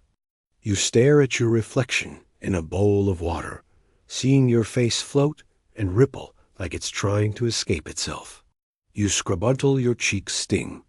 The smell of rose water won't leave. Neither will the memory of his voice or the way the ladies, in waiting, practically purred after he left the room. You lie in bed with your face buried in the pillow, wondering if you'll be sent to his kingdom in the spring, if you'll be married by 15, if he'll ever care about who you are beneath the chalk and crush petals. You already know the answer, but for now you sleep, because tomorrow there's another fitting, another portrait, another round of honey on your lips and poison in your hair. And one day they say it will all be worth it. You're 15, and your body doesn't feel like yours anymore. Not because you don't recognize it, but because it's no longer treated like something that belongs to you. It's an investment, an offering, a fragile package the court is carefully wrapping in silks and spices. And it's also a target, because now officially you can bear children. And in the medieval mind, that makes you the most dangerous kind of woman, a fertile one. Your household adjusts its pace. Everyone seems to walk fast around you. Maids don't. Linger in conversation. Servants bow lower. The air around you has become brittle. Like even a sigh might cause some priceless plan to shatter. You've become the centerpiece of a strategy that's nearing its end game. The alliances are being inked. Your name is moving across maps in red wax and ribbon. And everyone smiles as though you're not supposed to notice, but you do. You notice everything. And right now you notice something very real. A plague has arrived. It starts small. A merchant's child in the lower town, and a stable boy. Whispers ripple through the halls like candle smoke. They boils, they say, the black marks.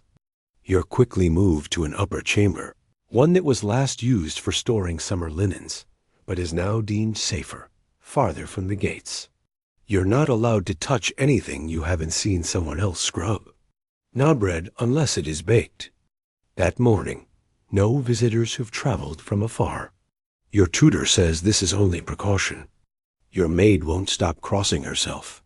Still, you're not afraid. Not at first. You've heard of plagues. They happen. They come and go like storms. But then someone you know gets it. A lady in waiting who once braided your hair while telling you. Stories of Venice. You're told she's taken ill and sent away. You never see her again. No one says the word dead, but you understand. The castle begins to empty. Courtiers disappear under vague excuses, returning to their estates or awaiting letters, or suddenly feeling faint. Tapestries are taken down and washed in wine. Candles are lit during the day to ward off bad airs. And that's when fear finally catches up with you. Because even as the air grows colder and the halls quieter, the political machine doesn't stop turning. Your betrothal is still in motion. There's a planned envoy coming from your suitor's house. A procession of advisors and priests meant to finalize terms and inspect the castle chapel. But with the plague spreading, the court faces a dilemma. Postpone and risk losing favor, or proceed and risk death. Naturally, they proceed. So now your court has a new kind of tension, one that mixes pestilence with pageantry. You're instructed to greet the visitors wearing a veil, not for modesty, but as a barrier. You're told not to kiss hands, not to eat at the banquet, not to lean too close. You practice smiling with your eyes. Your governess insists that even through fabric, princes should radiate warmth. It's hard to radiate anything when you're holding your breath. The visitors arrive in masks and gloves, bringing gifts wrapped in cloth soaked with vinegar. They bow low and speak quickly. Their leader, a bishop with a crooked spine and a voice like grinding pepper, announces that the marriage will proceed. In good faith, but suggests that the actual wedding might be delayed in light of God's cleansing work among the people. You smile behind your veil and think, God's cleansing work has very poor timing. Then one of your kitchen staff collapses during supper service. Not in front of the nobles, of course. He was halfway between the scullery and the hallway. But someone saw and someone else whispered, and now you're being moved again. This time to the old guest tower, the one that smells like forgotten beeswax and cold stone. You're not alone. Your maid is with you, along with a young novice from the abbey who's been assigned to recite psalms each morning. Her voice shakes every time she mentions pestilence. She's 16. You try to act brave for her. You hold your breath as incense is burned around the doorframe. You say the prayers with her, even though you're beginning to resent the endless rhythm of them. Here's a little-known medieval belief that might make you pause. Many people thought illness was drawn to certain moods, that melancholy invited disease and joy could repel it. So your caretakers begin urging you to laugh more, to smile at birds outside the window, to think happy thoughts, as though bubonic plague can be countered with a good attitude and some indoor sunshine. You try, you fail, you try again. There's a scholarly debate about how highborn girls like you are treated during outbreaks.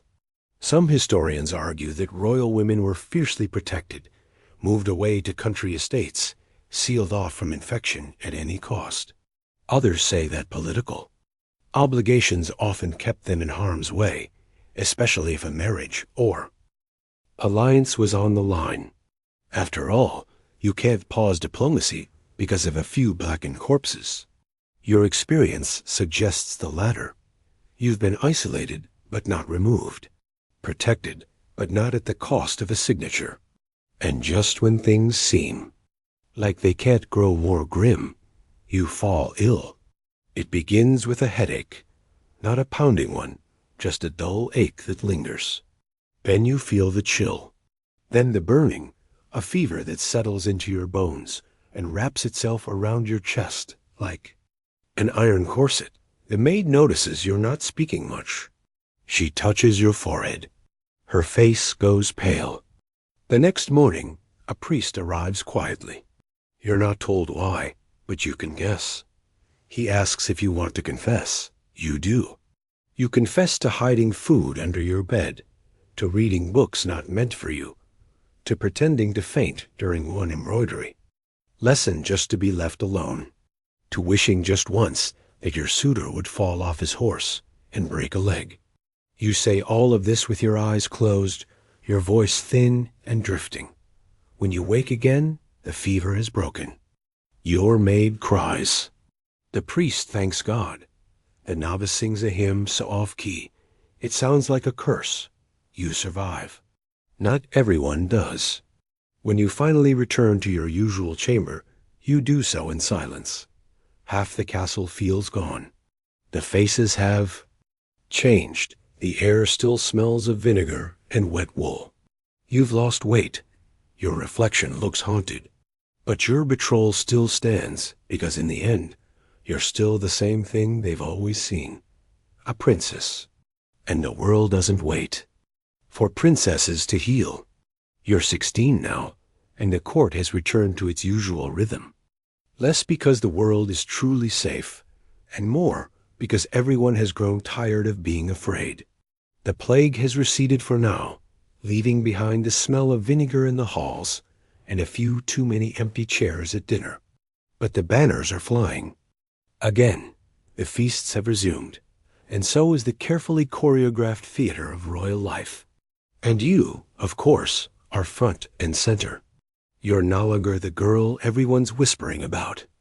Now you're the young woman they admire in measured tones with narrowed eyes and tight smiles. There's an edge to everything. You feel it in the compliments. Your grace has ripened well, and in the glances you get when you walk into a room, as though everyone is waiting for you to either dazzle or ruin everything. At this age, you've passed the threshold. You're no longer training for court life. You're living it or surviving it depending on the hour. The feasts are constant now, each one more theatrical than the last. At first they felt like reward, music. Roasted pheasant, gestures, juggling flaming pins. But now they feel like tests. You're seated between men twice your age, expected to sip wine delicately, laugh without showing teeth, and offer clever observations without implying you have opinions. You're also expected to eat very little, but not so little that people think you're unwell. Everything has an unspoken rule. Everything is scared. Even the way you move is under scrutiny. One wrong glance toward the wrong noble, and you'll spark. A week of gossip. One too long pause before toasting your suitor, and you'll trigger another midnight talk with your mother about presentation. That word, it haunts you. No one says be honest. They say present well. No one says be yourself. They say be what they expect. Court life is equal parts glitter and venom. There's beauty. Yes, harpists playing love ballads as you walk through Thiegelary. Peacocks pining on the parapets. Jewels heavy enough to bruise your collarbone. But beneath the beauty, there are traps. Rival ladies in waiting who smirk too wide. Courtiers who ask harmless questions like, do you long for home? Or have you begun packing for the journey yet? They're not really curious. They're testing your loyalty, your readiness, your place in the hierarchy. Every question is a chess move, every answer a gamble.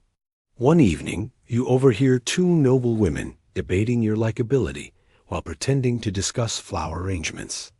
One says she has her mother's bearing. The other says yes, but not her mother's warmth. You're 5 steps away. They know you can hear. You smile anyway. And here's the twist. You've gotten good at smiling. You've become fluent in the language of court survival. You know how to nod with calculated reverence when someone insults you indirectly. You know how to change the subject without seeming evasive. You've memorized enough scripture to quote it at will, which gives you cover when you need to exit a conversation under the veil of holiness. You've mastered the difference between a graceful silence and a dangerous one. And above all, you've learned when to say nothing at all. There's a particularly strange quirk about your current position. People constantly assume you know everything that's going on because you're royal, because you're present, because you're a girl who's been trained to listen. So they speak in code around you, drop hints, imply scandal, and then act shocked when you don't confirm or deny. It becomes a game. People testing what you know, you pretending you don't, and occasionally slipping in a well-placed observation that leaves everyone stunned. You start to enjoy that. There's a running scholarly debate about whether princesses, like you, had real agency at court, or whether the poise and performance were purely superficial tools used by others. Some say noble women wielded quiet influence, shaping policies through pillow talk and prayer circles. Others argue that most royal girls were stage props with very expensive dresses. The truth is probably something in between. Influence that's real but delicate, breakable, always at risk of being revoked if you step out of line. Meanwhile, the suitor is back. Not officially. He's here to observe a regional tournament, but no one's fooled. He stays in the guest tower. With this retinue and his massive, needlessly embroidered standard, bearing a swan with far too many feathers. You are, of course, invited to watch the tournament, which means another gown, another veil, another performance. You sit high in the viewing stand, surrounded by ladies and squires, and so much perfume. It feels like you're breathing through a garden. Your suitor wins a joust. Everyone cheers. He turns toward your box and raises his lance in salute. You're expected to blush. You practice a dignified version. It works. The crowd sigh. You feel like vomiting. That night, there's a banquet in his honor. He sits beside you, talks about the armor he designed himself, brags about his hunting dogs, says he looks forward to seeing you. In his garden someday, your mother beams across the table. You cut your meat in perfect slices and smile until your cheeks ache. And later, when you're finally alone in your chamber, you cry so quietly that even the maid laying out your night gown pretends not to notice. Here's a weird and deeply medieval superstition for you. Some noble women carry tiny carved figurines of saints in their sleeves to protect them from unwanted attention. You've been given one too, Saint Agnes, patron of purity. She's tiny, wooden, chipped. You hold her between your fingers sometimes during feasts when the air gets too heavy, and the room starts to spin with expectation. You like to imagine her rolling her tiny carved eyes at everyone. One morning, you wait to find your name written into the official chords of the court betrothal calendar. It's done. The engagement has been formalized. You are no longer a potential bride. You are the bride-to-be. There's a gold script notice on the chapel door. There's a song sung by the court minstrels. There's a new dress, ivory this time, being stitched in a frenzy of lace and pearls. The wedding is in 4 months. You don't feel anything at first, just numbness, the kind that makes even joy feel like a performance. Everyone congratulates you. You nod. You pretend to look overwhelmed with happiness. You say all the right things, but inside, there's only this low, cold certainty. This is the last season of your life you'll ever spend in this castle, in this version of yourself. You sit alone in the chapel that night, beside a candle that flickers wildly in the draught. You whisper to no one in particular. Is this it? The walls say nothing. The stone saints look unimpressed. And tomorrow you'll rise. You'll meet the seamstresses. You'll taste the cakes. You'll walk through the garden with a boy who will become your husband. You'll be perfect, even if it kills you. You're 17 now, and someone has decided it's time for your face to last forever. A portrait. Not the sweet little miniature sent with your first ring, or the vague oil sketch from your early teens that made you look like a wistful potato. No, this one is the official portrait commissioned by both your family and his. Destined to hang. In a hall you've never visited. In a house you've never stepped foot in. A symbol of your blooming womanhood and your ever-so-gentle surrender into marital duty. Congratulations. The artist arrives with a cartload of paints, strange brushes made of pig hair, and an assistant who carries everything except his pride. He says very little when you meet, just bows, squints at your face, and says, "She do."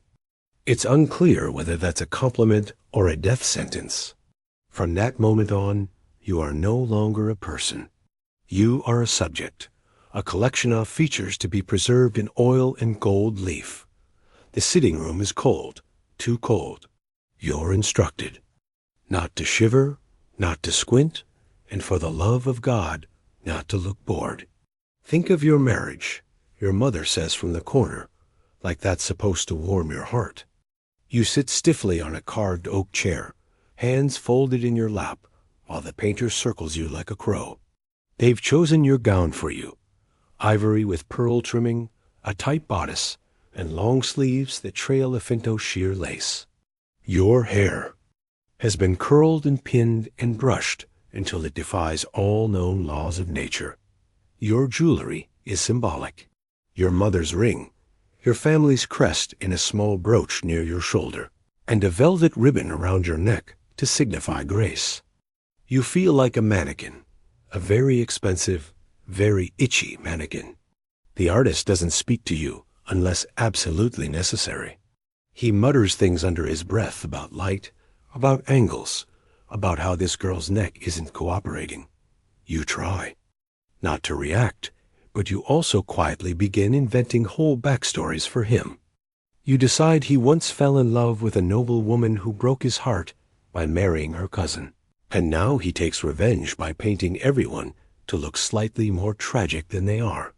And indeed, as the days go by, you begin to see the painting take shape.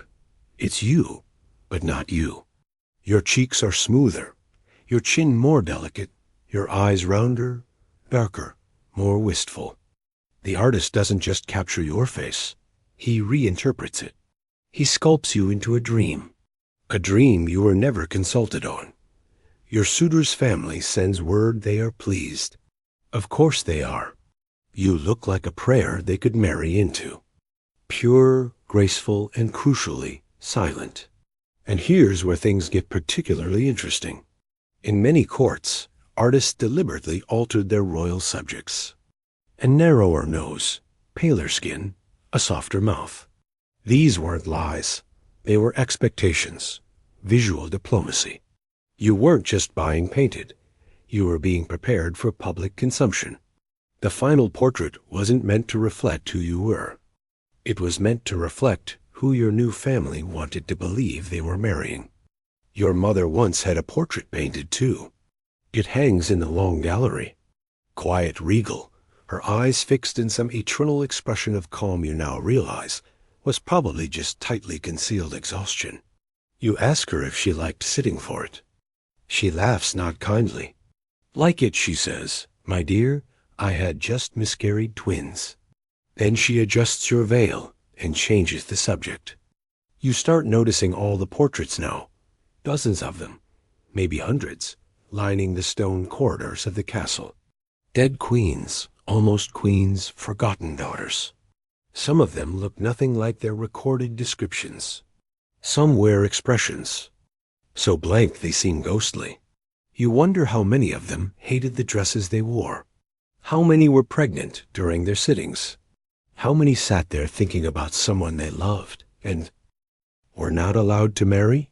You learned from a maid that sometimes when a royal woman died young, say in childbirth, they reused her portrait, touched it up, repainted the gown, maybe changed the crest. No one wanted to waste the expense, so even the dead got edited. Immortality on canvas with the help of a few brushstrokes and some strategic forgetfulness. There's a quiet debate among historians about whether medieval portraits offered any true insight into the personalities of their subjects. Some argue that details in the eyes, the posture, the tilt of the hands suggest inner thoughts, clues for the observant. Others believe they're pure propaganda, more reflective of a family's ambition than the woman's soul. Looking at your own portrait, you're inclined to believe both are true. It's a fiction, yes, but one made from pieces of you that are very, very real. You're now required to sit for small versions as well. Miniatures that will be sent to other courts in case the marriage breaks down and you're back on the market like an over-polished heirloom. You pose, you smile. You hold still for so long your arm goes numb. You joke with your maid that they should just carve you out of marble and be done with it. She doesn't laugh, and now the real fun begins. People start responding to the painting instead of to you. You hear things like, "She's more radiant in person," or, "I expected her eyes to be darker." One nobleman even bows and says, "My lady, you look exactly as you do in your portrait." You smile and respond, "Then I must thank the artist for inventing me." You spend more and more time in the gallery looking at yourself. Well, the version of you captured in oil and varnish. You wonder if it will outlive you. If hundreds of years from now, someone will look at it and invent a whole life for you that bears no resemblance to the one you actually lived. Maybe they'll say you were happy. Maybe they'll say you ruled wisely. Maybe they'll say you died in peace. You almost laugh. That version of you sounds quite lucky. Then one morning, just before breakfast, your younger cousin, who's still in that blissful, unpainted stage of her life, tugs on your sleeve and asks, "Why are you always in that picture room?" You look down at her, smile softly, and say, "Because it's the only place I know where no one expects me to speak." There's one final sitting. The artist adjusts the light. Your dress rustles. Your hands fold neatly. And for just a moment, just one, you stop thinking about the wedding, the suitor, the weight of what's coming. You think about the future, not the one you're being painted into. The one where no one remembers your name, but maybe remembers how fiercely you wanted your life to be more than a face in a frame. The brush strokes settle, the varnish dries, and your image is sealed. You're 18 and everything you've been prepared for is finally definitively happening. Your betrothal has entered the phase of no return. Contracts are signed, diaries counted, blessings issued. There are no more polite delays. No more conveniently timed outbreaks or family illnesses or courtly distractions to stall the inevitable. The date is chosen. The bells have been polished. You are, in the words of everyone around you, ready. You don't feel ready. But readiness isn't required, just obedience, and a certain grace under pressure that can be mistaken for joy if your chin is angled correctly. Every day now is a ceremony in miniature. You wake to songs instead of bells. Servants pour rose water over your hands and whisper blessings as if each one can make this easier. Meals are dainty, meant to preserve your glow. You're no longer fed. You're curated. There's someone constantly fussing over your posture, the lines of your sleeves, the brightness of your eyes. A priest visits daily to remind you of the holiness of the union. Your mother visits to remind you not to embarrass onion. Your bridal wardrobe is a production that would impress most small armies. Gowns are being embroidered by women who haven't slept properly in weeks. One is spun gold. Another is trimmed with imported lace that arrived with more ceremony than your first suitor. There are matching slippers, gloves perfumed with lavender, a headdress so heavy it might require a footstool to survive the evening. You're measured, and re-measured until your waist becomes the court's primary topic of speculation. She'll be stunning. The seamstress says she's meant for this. You try to believe her. There's one dress you're not allowed to see, the wedding gown. It's being kept under lock and key until the morning of the ceremony. It's spoken of in reverent tones as if it has powers. The fabric alone was blessed 3 times, says one of the ladies in waiting. It came from Constantinople, or maybe Seville. You stop listening. You're too busy picturing yourself, trying to breathe under layers of destiny. Your suitor writes you a letter, not romantic, stiff, formal. I await our union with honor. It begins. May our houses find strength in one another. You're expected to write back. You do. You quote the Psalms. You thank him for the bracelet he sent, which you haven't worn and never will. You end the letter within loyal anticipation and feel yourself aging 5 years in one sentence. Meanwhile, the castle buzzes. Visitors arrive daily carrying gifts and gossip. You're expected to receive them all, standing in an antechamber with your hands folded like a saint. They bring bolts of cloth, carved trinkets, sometimes livestock. One particularly ambitious merchant presents you with a miniature harp carved entirely from a single bone. You don't ask which animal. You just smile and say, "How exquisite," because that's what your governess mouths from behind the curtain. Everyone around. He behaves like the wedding is a coronation. There are dances. Every evening, musicians rehearsing in the chapel, florists wandering the halls with armfuls of lily and ivy. It's important to inspire joy, says the steward, even in times of austerity. The fact that most of the kingdom is still recovering from a bad harvest is conveniently forgotten. Bread is scarce in the villages. Wine flows freely in the castle. You try not to notice the contradiction. You fail. Let's not forget the rituals. Medieval weddings aren't just parties with flower crowns and dancing. They're multi-day sagas of prayer, processions, formal speeches, feasts, and the ever-looming bedding ceremony. You've heard the whispers. You've pieced together the truth from snatches of hushed conversation and carefully non-explicit scripture references. What happens on your wedding night will not be gentle or private or optional. In some courts, the bedding is witnessed either symbolically by onlookers, who accompany you to the bedchamber and then politely step out, or more literally, by senior court members, who wait to examine the linens the next morning. You don't know which tradition your suitor's family follows. You're too afraid to ask. And here's a particularly uncomfortable fringe fact. Some noble women, in order to ensure a visible sign of virginity, were told to scratch themselves lightly, with a pin to draw a drop of blood if the actual event did not. It's whispered like a secret spell among the older girls. One offers to give you a small needle, just in case you take it. You hate that you take it. There's a scholarly debate about the extent to which royal women had any say in their wedding. Rituals. Some evidence suggests that noble brides could negotiate the terms of their dowry, their procession, even elements of the ceremony itself, if they had the political capital. Others argue that once the papers were signed, the woman became little more than ceremonial property. You suspect the truth lies somewhere in between, with negotiation available only to those who knew how to smile while bleeding. The night before the wedding, you're led to a quiet room for a ritual cleansing. You're bathed in perfumed water by silent maids who do not meet your eyes. Then you're clothed in white linen and brought to the chapel, where a bishop lays his hand on your head and murmurs as a blessing. May she bear sons, he says, not children, sons.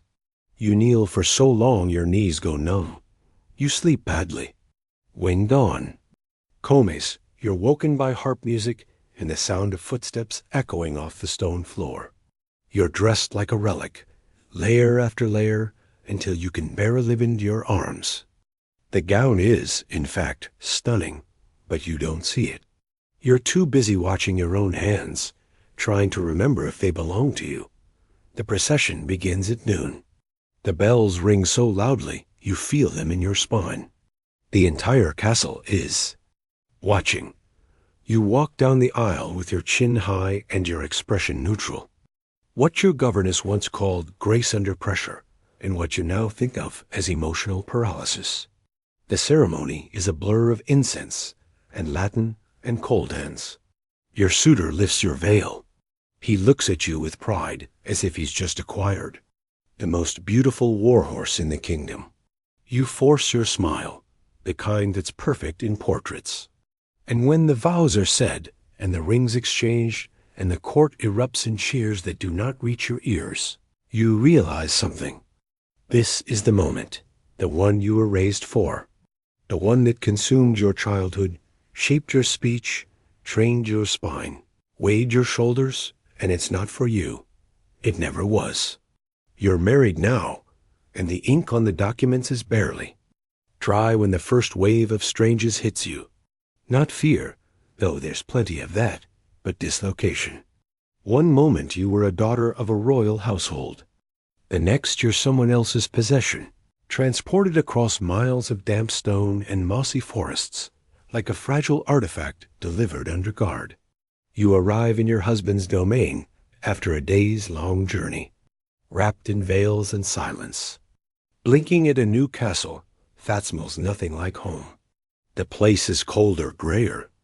The tapestries are faded, the air thick with smoke from wet firewood, and the servants don't quite know how to greet you yet. You're both honored and feared. You're not a guest, you're the future, but you're also a stranger, one with political baggage and a very well-documented uterus. Your husband doesn't accompany you at first. He arrives a day later, following behind his own entourage, like he's coming to inspect a shipment. When he does greet you, it's formal, polite, and utterly transactional. "My lady," he says, kissing your hand. "Welcome." You can't tell if he means it. You doubt he cares. Now begins the settling-in period. You're installed in a new chamber, the ladies' room, as it's called, perched high in a drafty tower with a view of nothing but fog and chimneys. It's yours in theory. In practice, it's already been arranged. Your maids, only 2, came with you. The rest are from his court now. Fuss over your belongings, repack your things in new armors, and ask constantly whether you'd like hot wine, softer pillows, another warming pan. You say yes to everything just to fill the silence. You're introduced to the court slowly. Each day brings another dinner with another set of vaguely curious nobles who all look like they want to peel you open and read the script inside. They ask about your parents, your embroidery, your taste in poetry. You answer in rehearsed phrases that feel like they were stitched into your gown. Avilway's admired psalms with mirrored structure. My mother taught me the Montfleur stitch at age 7. My household maintained deep ties with the Easton Marshes. They nod satisfied, like you're a dish that arrived exactly as expected. But not all of them are friendly. Some look at you like you've taken something from them. And in a way, you have. Your arrival shifted the hierarchy. One cousin lost her place in the line of succession. Another lady was passed over as a match for the very man you now sleep beside. Your presence here is a threat, no matter how gently you speak or how flawlessly you pour wine at feasts. Your husband's mother watches you like a hawk. She corrects your posture with a glance. She rearranges your table settings. She praises your gown and then critiques your hair. She calls you child, even though she knows your birthday. You suspect. She's waiting for you to fail. You decide you won't, at least not where she can see it. And then come the letters from your family, from your former ladies in waiting, from your governess, who signs hers with flowery Latin and a warning tone. Remember always to be pleasant. Remember your position. Your new household will be as warm as you make it. You read them with the kind of smile you used to practice in the mirror. Just enough curve to seem cheerful. Not so much that anyone thinks you're foolish. There's a bizarre medieval ritual that creeps into your routine at this point. Every morning, your new chambermaid's place. Fresh flowers under your pillow.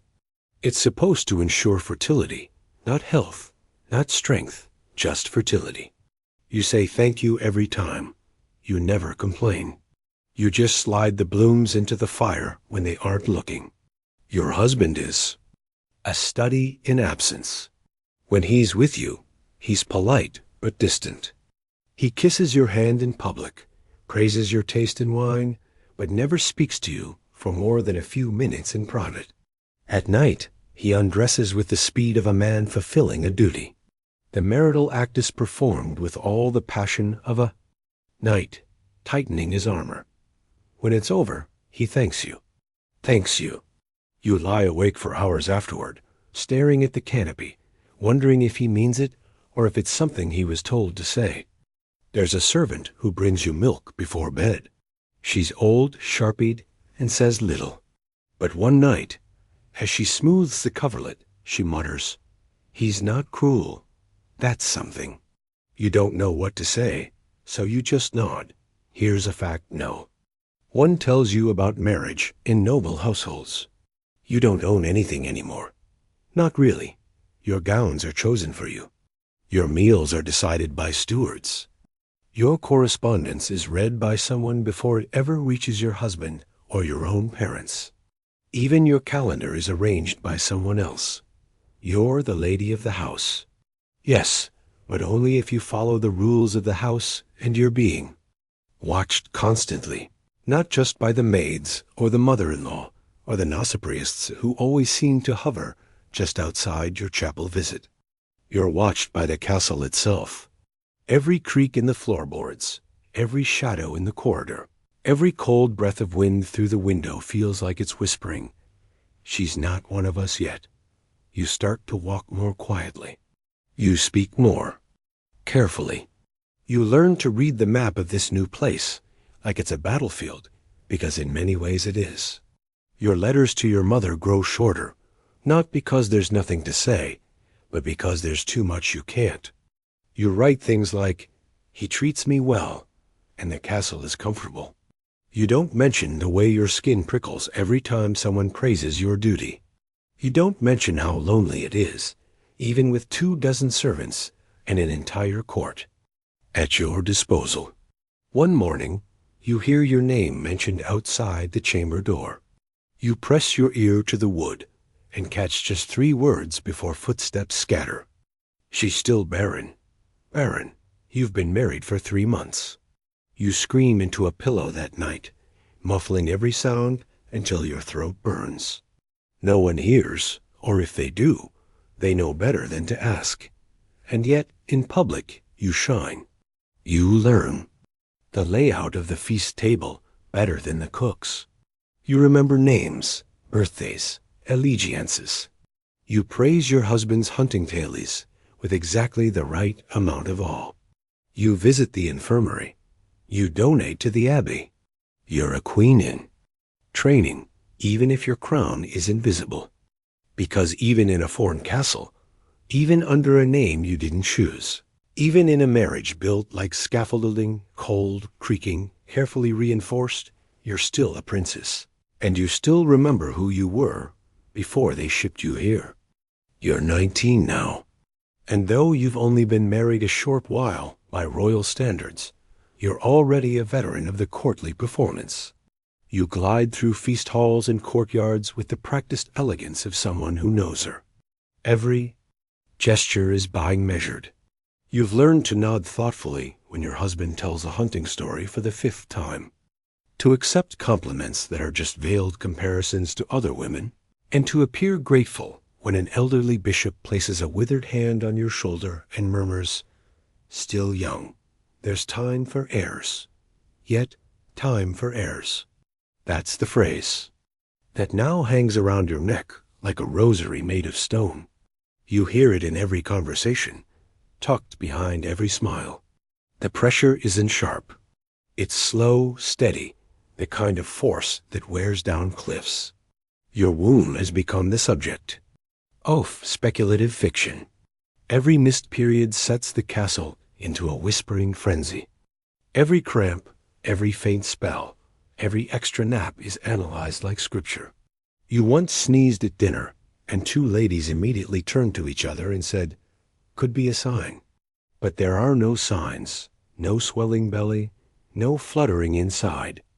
Just you and a perfectly functioning cycle and a growing unease that is considerate and polite to name aloud. Your husband doesn't mention it yet, but his mother has twice. Once in the chapel, once in your solar, while adjusting the arrangement of your writing desk, as if order in your surroundings might inspire order in your uterus. The midwives have already begun their visits. They speak gently, respectfully, and carry an arsenal of warm compresses, tonics, and ridiculous advice. Avoid pears, says one. They chill the womb. Another suggests you lie only on your left side. While sleeping, drink a mixture of goat's milk and clover, and wear a blue ribbon under your shift to encourage a boy. A boy, mind you, no one prays for girls.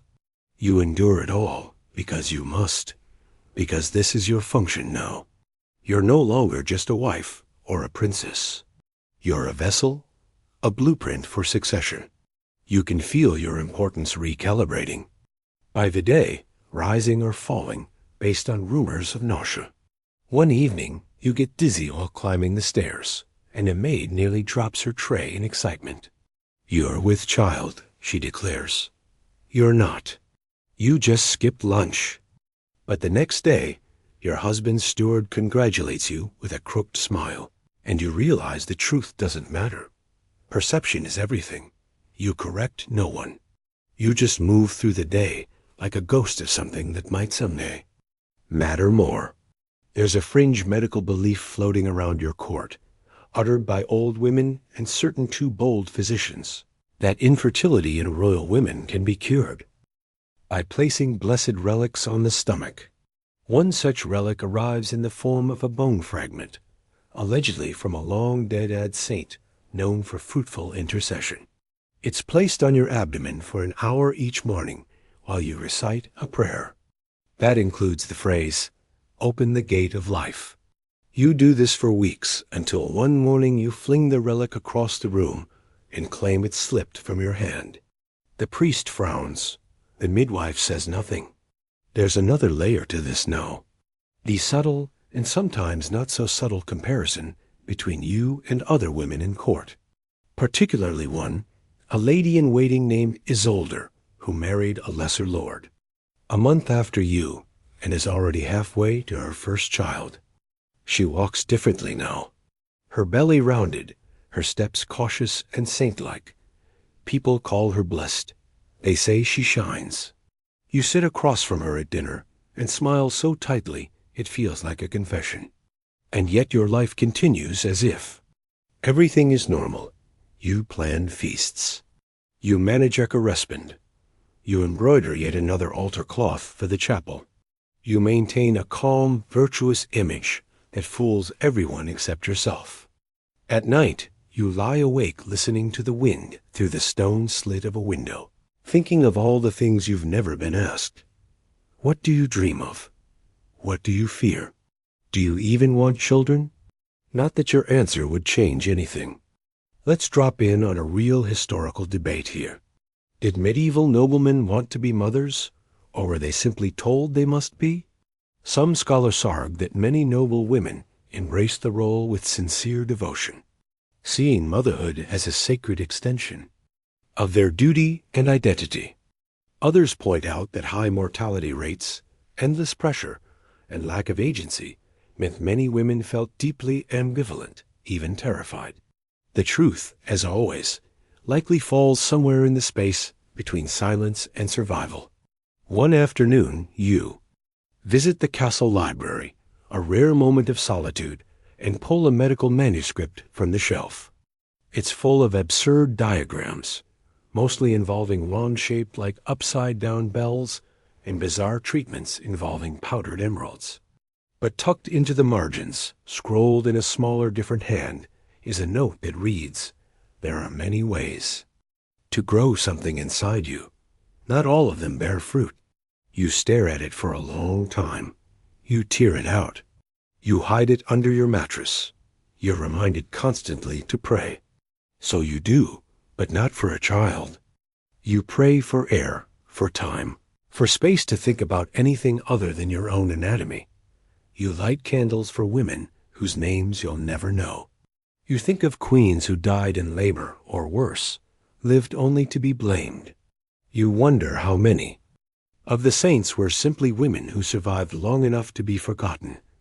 And then a letter arrives from your mother.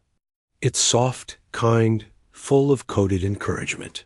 She says, "You are always strong." She says, "You must be gentle with yourself." She says, "The wind does not ask permission to move." You read it twice, then burn it because you're afraid someone else will. Later that week, a servant girl, new, likely naive, asks if you love your husband. You blink. You don't answer. You don't need to. The question hovers in the air like dust motes caught in a sunbeam. You imagine catching one, trapping it in bottle, keeping it as proof that someone once asked what you thought. In public, you still shine. You still laugh. You still carry the relic. You host a feast for his older. You toast her unborn child. You compliment the glow in her cheeks, the way her hair shines in the sun. You tell her she'll be a wonderful mother. And you mean it because you're a princess. Because that's what you do. Because the role is bigger than the truth. And because no one cares whether the crown fits as long as you wear it. You're 20 now, and your wedding day is a memory you don't touch anymore. Like a burned finger, it still aches if you press too hard. The veil, the vows, the hollow cheer echoing in the banquet hall. It all lives in a room of your mind you keep, tightly locked, but that doesn't matter now. What matters is the role you've grown into with such perfect precision, it feels like second nature. You're not just a wife now. You're a hostess, a duchess, the feminine face of the estate, a walking symbol of refinement, loyalty, and eternal patience. This morning, you hosted a visiting countess and her 2 impossibly polished daughters. They fluttered in like doves, carved from marble, all wide eyes and passive-aggressive flattery. "You've adapted Totha's court so well," said the older daughter, with a smile so crisp you could fold it into origami. You replied, "It's been a joy to serve this house while imagining," tossing her into the moat. And because you're expected to maintain poise in all situations, you also endure gracefully the endless line of suitors sniffing around your court now that your title holds real estate. You're not on the market, obviously, but your name carries weight, and people want favors, alliances, marriages for their sisters, cousins, future children. You've become a kind of social hub, a neutral face where other people's ambitions go to be gently redirected or blessed. You listen, you nod, you say, "Perhaps." Then you whisper your actual opinion to your steward later. But the real center of your orbit is your husband, who is still polite, still functional, still as emotionally distant as a statue in a garden you're not allowed to touch. In public, he's dutiful. In private, he is a ghost who eats dinner 2 courses ahead of you and speaks only in clipped observations. We should begin planning for winter stores. The wheat yield is adequate this season. You've handled the candle budget well. You thank him each time like you've just received a love sonnet. And yet, despite the coolness, there's been a subtle shift, a new urgency in his tone, a nervous glance when your cycle arrives. Punctually and without fail, you're still childless. And though no one says the word aloud anymore, its ghost haunts a very hallway. The pressure has begun to sour. You no longer get gentle encouragement. Now it's quiet disapproval, strategic disappointment. An unspoken sense that your window is closing and your usefulness, your value is fading with it. You've now attended 3 baptisms in your husband's extended family. 3, each one louder and more extravagant than the last. You smiled through them all, kissed the babies' foreheads, gave gifts of silver rattles and cloth-bound psalters. Then you went home, sat in your chapel, and didn't move for hours. At one of these baptisms, a particularly bold dogger took your hand and said, "There's still hope." Sarah was 90. You smiled, but inside you wanted to ask whether Sarah had to balance the trade routes, moderate the harvest tithe, and sit through 2-hour sermons on virtuous obedience while her husband flirted with a girl who couldn't name 3 saints, because yes, that's happening now too. The flirtation, nothing scandalous, nothing actionable, just slow poison. Your husband lingers too long near one of your new ladies in waiting. Helena. Her name is sweet-faced, quick to blush, always carrying fresh lavender sachets. You pretend not to notice, because what's worse than watching your husband's attention drift, watching everyone else notice it before you? One day, you pass Helena in the corridor, and she drops her eyes too quickly. She curtsies too deeply. You want to scream, but instead you smile and say, "Thank you for keeping him in good spirits. He seemed lighter of late." She pales. You walk away victorious. Small wins, but they matter. And now we come to the truly dreadful piece of this era's marriage experience. The bedding ceremony, not your wedding night. That horror show has come and gone, but the long-standing expectation that royal couples, even years after marrying, are occasionally witnessed to ensure consummation is ongoing. That it's not just a legal arrangement. That heirs are at the very least being attempted. It's rare, but it happens. You've heard of it in other courts. Witnesses standing outside the bedchamber door, waiting, listening, sometimes peeking. It's meant to be ceremonial, of course, just a formality. But the message is clear. Your body is not private. Your marriage is not yours. Your court hasn't imposed that yet, but the threat hangs there unspoken. Your husband mentions casually over wine that the king's steward has inquired about your domestic rhythms. You nearly choke in your bread. He doesn't. Elaborate. He doesn't need to. Let's pause for a real scholarly debate here. How often were noble women subjected to this kind of ceremonial oversight? Records vary wildly. Some historians say it was mostly symbolic, used only in disputed claims. Others argue it was more common than we'd like to believe, especially when the marriage involved significant land or bloodlines. What's certain is that the fear of it was enough to enforce compliance. You didn't need Tobe watch to feel watched. You just needed to know someone might be watching.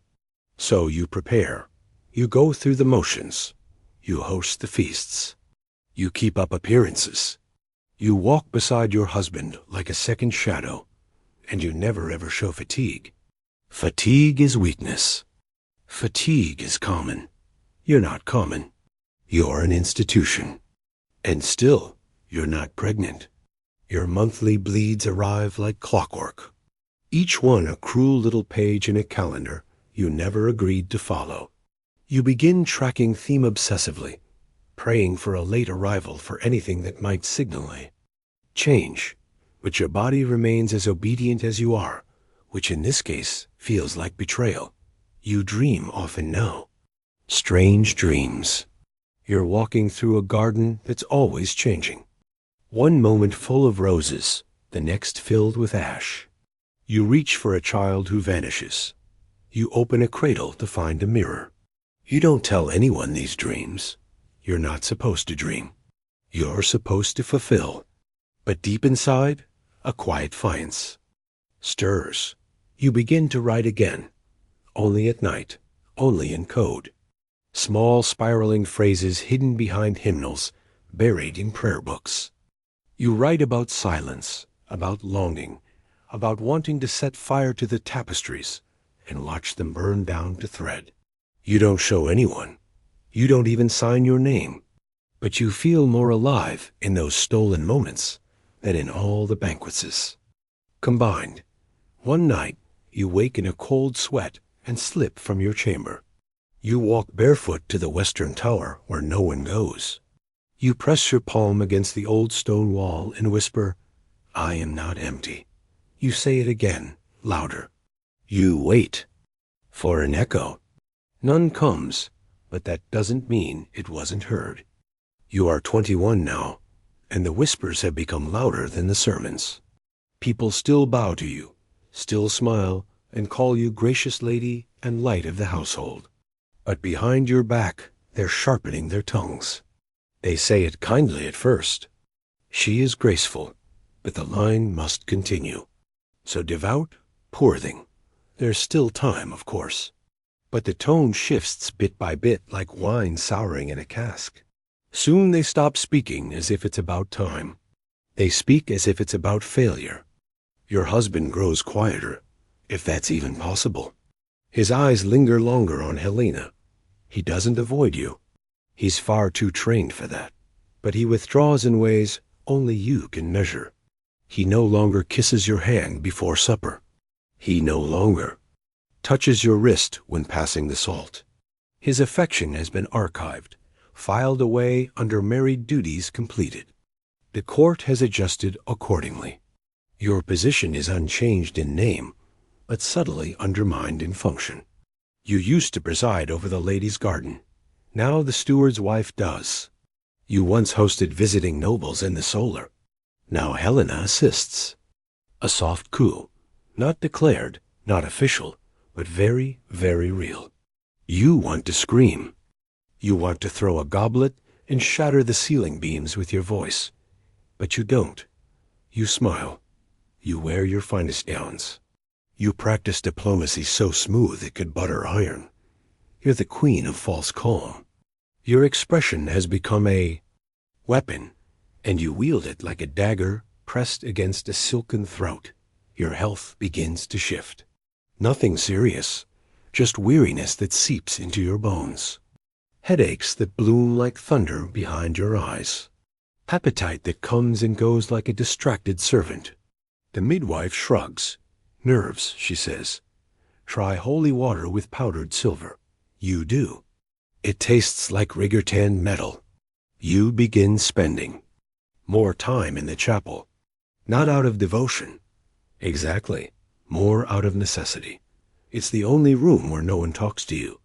The saints don't gossip. The candles don't ask about heirs. You kneel. You pretend to pray. Sometimes you just sit and breathe and wonder what would happen if you simply walked into the forest and never returned. But that, of course, is not an option. You're a duchess, a wife, a royal woman with duties and responsibilities, and no space for escape until one morning something unexpected happens. You bleed, but it's not your usual cycle. It's too light, too early, and your body feels strange. Not ill, just off. You say nothing. You wait. You count days. Then you wait some more. You begin waking up nauseous. Your skin changes paler, but warmer. Your sense of smell sharpens. You nearly faint at the sight of boiled onions. And suddenly, everyone is watching again. The midwife is summoned. She touches your wrist, your belly, your temples. She asks, "How long since your last true bleeding?" You lie. You say you're unsure. She nods gravely and tells your husband. A celebration begins. Quiet, cautious, but real. Candles are lit in the chapel. The cook prepares sweetened milk and honey buns. You're told to rest, to lie on your left, side to avoid loud music. Everyone treats you like an egg with gold inside. Helena disappears for now. Your husband visits your chamber each evening and speaks in low, deliberate tones. "We must pray for a son," he says. Like a mantra. You nod. You press your hand to your abdomen and say nothing. But here's the thing. You don't feel pregnant. You feel wrong. Not like something is growing, but like something is unraveling. Another week passes, then another. The nausea returns stronger. Your stomach cramps at night. Your spine aches. Your mood spirals. The midwife insists this is normal, that all first pregnancies feel uncertain, unsteady, slightly like dying. But you've been inside your body your whole life. You know what it feels like when something is truly wrong. And one night you wake to blood. Not a spot, not a smear, a flood. You don't scream. You don't wake the servants. You sit alone on the edge of your bed, staring at your palms, feeling the world tilt and tip. By morning, it's gone. Whatever it was, whatever hope it was, the midwife confirms it with a grim look and the phrase, "God's will be done."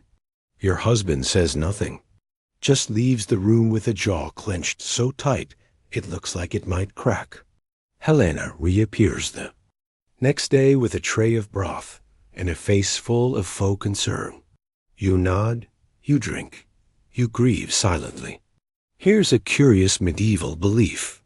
Miscarriages were sometimes blamed on witchcraft, especially if they happened repeatedly. If a woman failed to bear a child, it wasn't always seen as biology. It was seen as betrayal by her body, her mind, or some nearby jealous woman with a talent for herbs. No one has said the word witch in your hearing, but you've seen the way some of the older court ladies glance at you sideways. You felt the frost. In their God bless you. Historians often argue about how miscarriages were treated in noble courts. Some accounts suggest sympathy, genuine mourning, gentle consolation. Others document blame, exile, even annulment. It all depended on the court, on the politics, on how badly they needed an heir. Your court, they mourn you like a failed harvest. Politely, quietly, but with clear consequence. You're allowed to rest for a week. Then it's back to business, back to suppers, back to embroidered lies stitched into your sleeves. No one asks if you're okay. That question doesn't exist in your vocabulary anymore. But something has changed. You no longer care quite so much what anyone thinks. It's not a full rebellion. Not yet, but it's a spark, a kind of quiet rebellion that sits beneath your breastbone and grows stronger each time someone asks about your womb. You start walking more briskly through the halls. You speak less softly. You cancel a feast and blame fatigue, even though you just want to sit by yourself and reread your secret collection of coded poetry. One night, your husband enters your chamber unannounced. He doesn't say anything, just stands by the window, staring out into the fog. Finally, he says, "We'll try again." You look at him, and for the first time, you answer, "Will we?" The silence that follows is long, too long. But you don't flinch. You've bled enough for one lifetime. You're 22, and your world has shrunk again. Not because your chambers are smaller, though they feel like they are, but because the cold space around you has thickened. After the miscarriage, the court moved on without you. Not out of malice. Not even out of disappointment, really. It's just that you've slipped off the board. You were the queen-to-be, the mother-in-waiting, the golden vessel of lineage. Now you're simply a woman with no heir. You're still technically powerful, still married, still duchess, still expected to smile, host, and bless babies that aren't yours. But the energy has shifted. No more quiet oar. No more hushed talk of the one who will bring strength to the bloodline. You're tolerated now, like a statue that can't be moved because it's too expensive to replace. You go to fewer feasts. You decline most invitations. You take your meals in your solar under the pretense of recovery, though everyone knows that phase ended months ago. What you're really recovering from is the feeling of being hollowed out like a book with its pages torn free and its cover still smiling from the shelf. Your husband does not speak of it at all. He continues with his routines, hunting council meetings, reviewing tariffs on grain like nothing ever happened.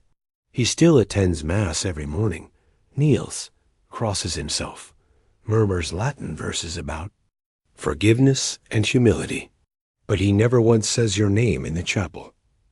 And Helena thrives. The sparkle in her eye has returned. Her voice is higher now, gyrish, as if to rewind the years between you. She no longer avoids you. Now she greets you with just enough cheer to make you want to shove a candlestick through a window. You never do. You only smile and respond. Good morning. Like you didn't hear her laugh echo down the corridor after the midwife passed her chamber. You begin walking at night, not far, just small loops around the inner courtyard when everyone else is asleep. The air is sharp, sown to mesdamp with mist, and it smells of wet stone and pine resin from the torches. You walk in silence, trailing your fingers along the wall, sometimes reciting poetry under your breath. You don't need an audience. You just need a version of yourself that isn't performing. One night you stumble upon an old servant tending to the herb garden by moonlight. She glances at you and says, "It's good to speak to the ground when no one else listens." You say nothing, but from then on you make measure to pass her patch on every walk. She never says another word, but she always nods. You begin to write again. You dig up old scraps of parchment, tuck them between pages of psalters, hide them in the folds of cloaks no one checks. You write about silence, about sorrow, about anger shaped like saints. The act of writing, of putting your thoughts into ink, isn't rebellion. Not exactly. It's survival. A way to keep the fire warm when no one brings wood. You also begin to notice the others like you. The women on the edge, the ones who do not laugh easily, the ones who drift at the edge of the court's attention. There's Lady Amara, whose husband left for crusade 8 years ago and never returned. There's Cecily, who lost 3 infants and now walks as if her limbs are made of glass. There's the old nursemaid who never speaks unless spoken to, but always seems to know who is crying in which wing of the castle. You find strength in them, not because they're strong, but because they're still here.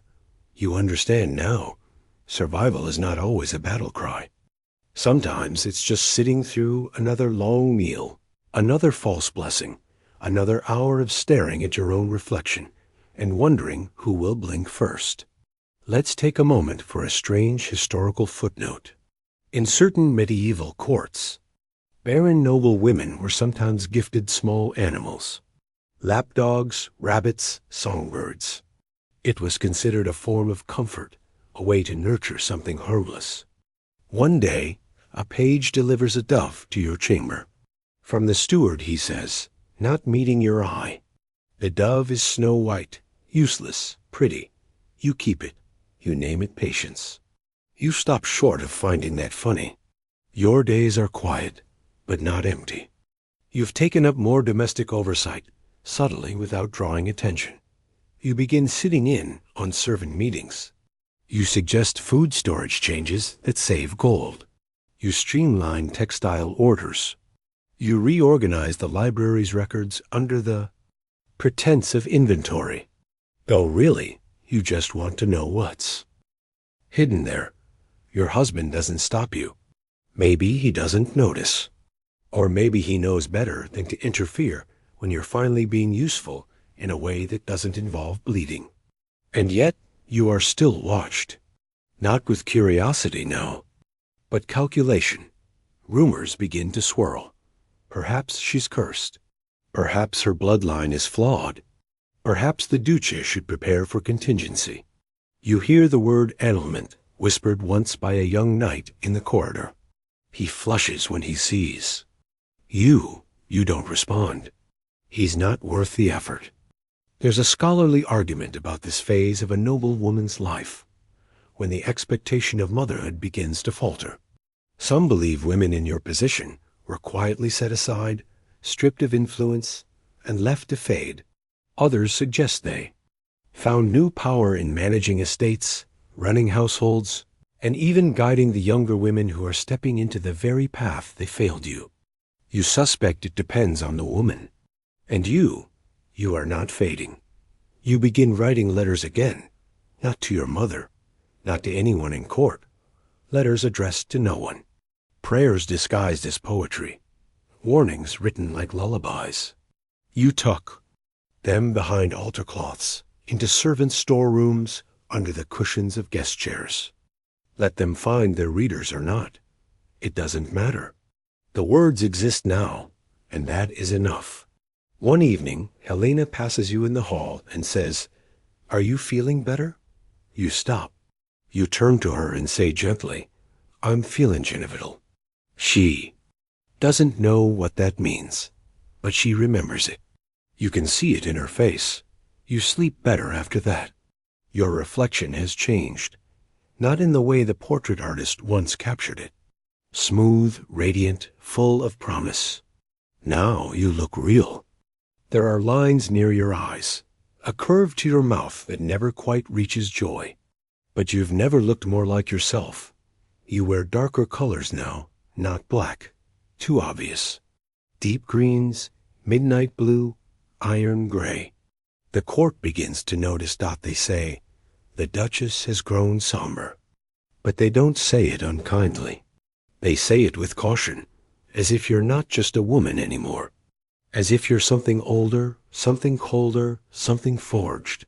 You're 23, and no longer the topic of courtly flirtation or gossip, so much as the subject of quiet admiration and studied fear. Not for beauty, not anymore. That season has passed.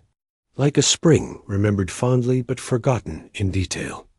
Now you are a force, not loud, not showy, but unmistakably present. You walk the corridors of your husband's castle like they were carved from your breath. People step aside, not out of deference, but because they simply assume you belong where they do not. You didn't plan this. You didn't rise like a phoenix or plot like some scheming matron from a minstrel's tale. You simply endured long enough, quietly enough that your survival itself became a kind of legend. And somewhere along the way, people started asking for your opinion, just occasionally at first, then regularly, now routinely, even your husband. It begins with a grain shortage. A failed shipment from the Western Holdings threatens winter stores. You step in, calmly suggest rotating portions with dried lentils and smoked fish, reach out to Abbey Cellars, and arrange quiet trades with a rival noble house, who still remembers you gave their daughter a prayer shawl during her wedding. By the time the steward realizes what you've done, the problem solved. Your husband calls it efficient. You call it obvious. From there, it grows. Trade routes, diplomatic letters, questions of staffing. Lady Amara recommends you for a land dispute hearing. You preside without blinking, delivering a ruling that earns begrudging approval from both sides. The Duchess sees everything. Someone mutters afterward. You do not correct them. It's true. You're not an official voice on the council, but you're present at more and more of its meetings. You sit slightly apart, never at the main table, never with a seal of your own, but you are asked to speak. What does Her Grace advise? The Marshal asks one day about troop rotations. You blink once, then answer.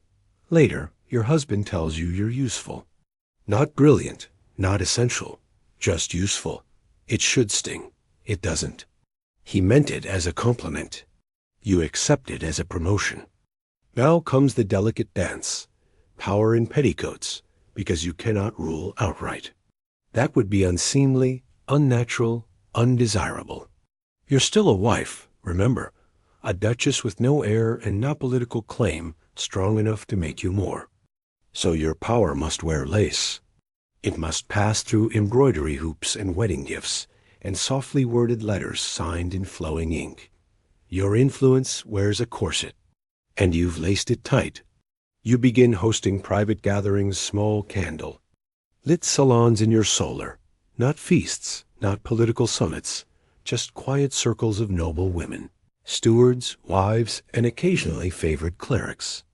You talk about books, about weather, about gardens and music and saints, and also buried carefully beneath the niceties, about treaties, tax structures, what crops the peasants are planting this year.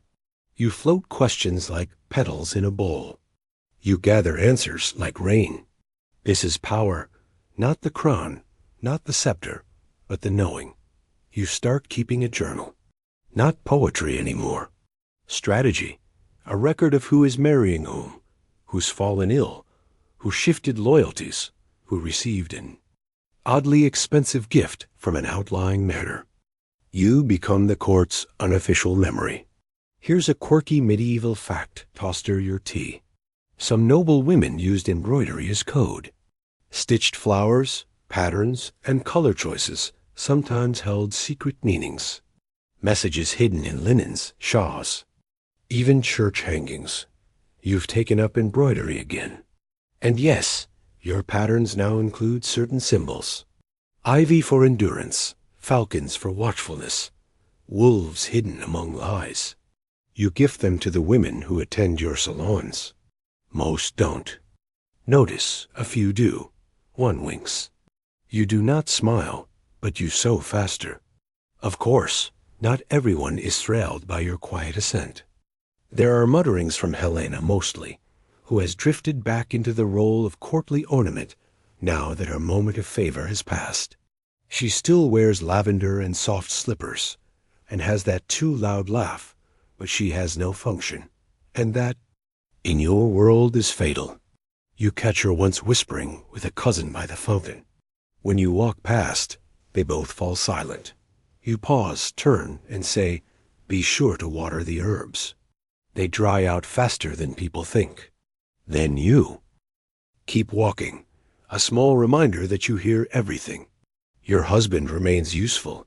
He doesn't challenge you, doesn't hinder you, and in certain quiet moments, he even seems to appreciate you.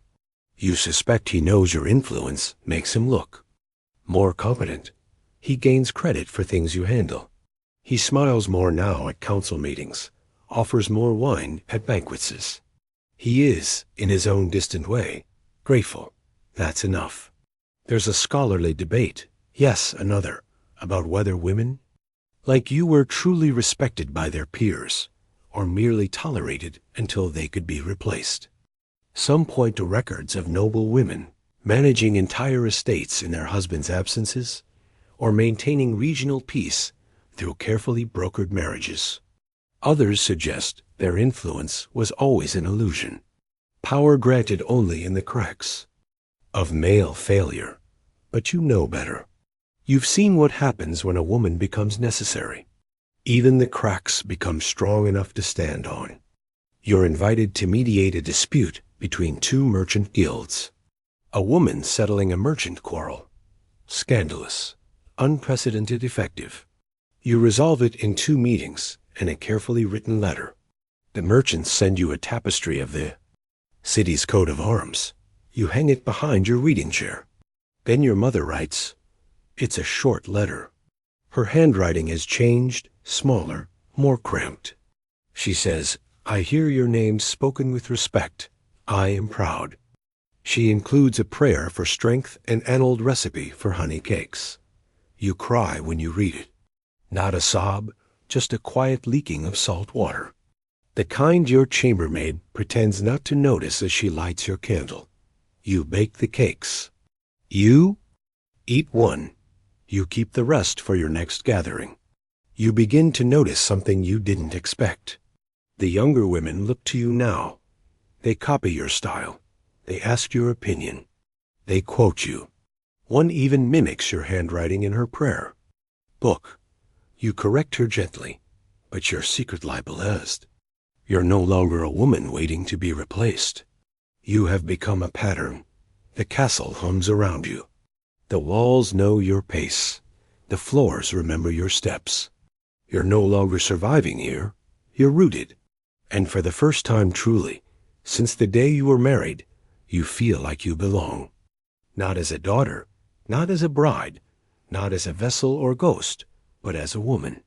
one who made something of nothing, one who stitched her name into the fabric of stone. You're 24 now, and with each passing month, your power grows more unspoken. That's the key, really. You've learned that true influence isn't loud. It's not a shout across the hall, or a decree read from parchment. No, real power is the kind people don't realize they're obeying until it's already guiding their hand. You've mastered it like a second language. Calm nods, careful pauses, and eyebrow raised at exactly the right moment. You speak softly and watch entire rooms tilt. You've become the one people approaching. They don't want to ask your husband directly. You're easier, they say, more reasonable, which really just means you listen without pretending to be infallible. You know which knights drink too much, which cooks are skimming from the pantry, and which servants are passing letters between chambers that should remain sealed. You're not omniscient. You've simply been watching longer than anyone else. Helena has finally married. A minor nobleman from the northern woodlands, respectable but unimpressive. The court celebrated, though not lavishly.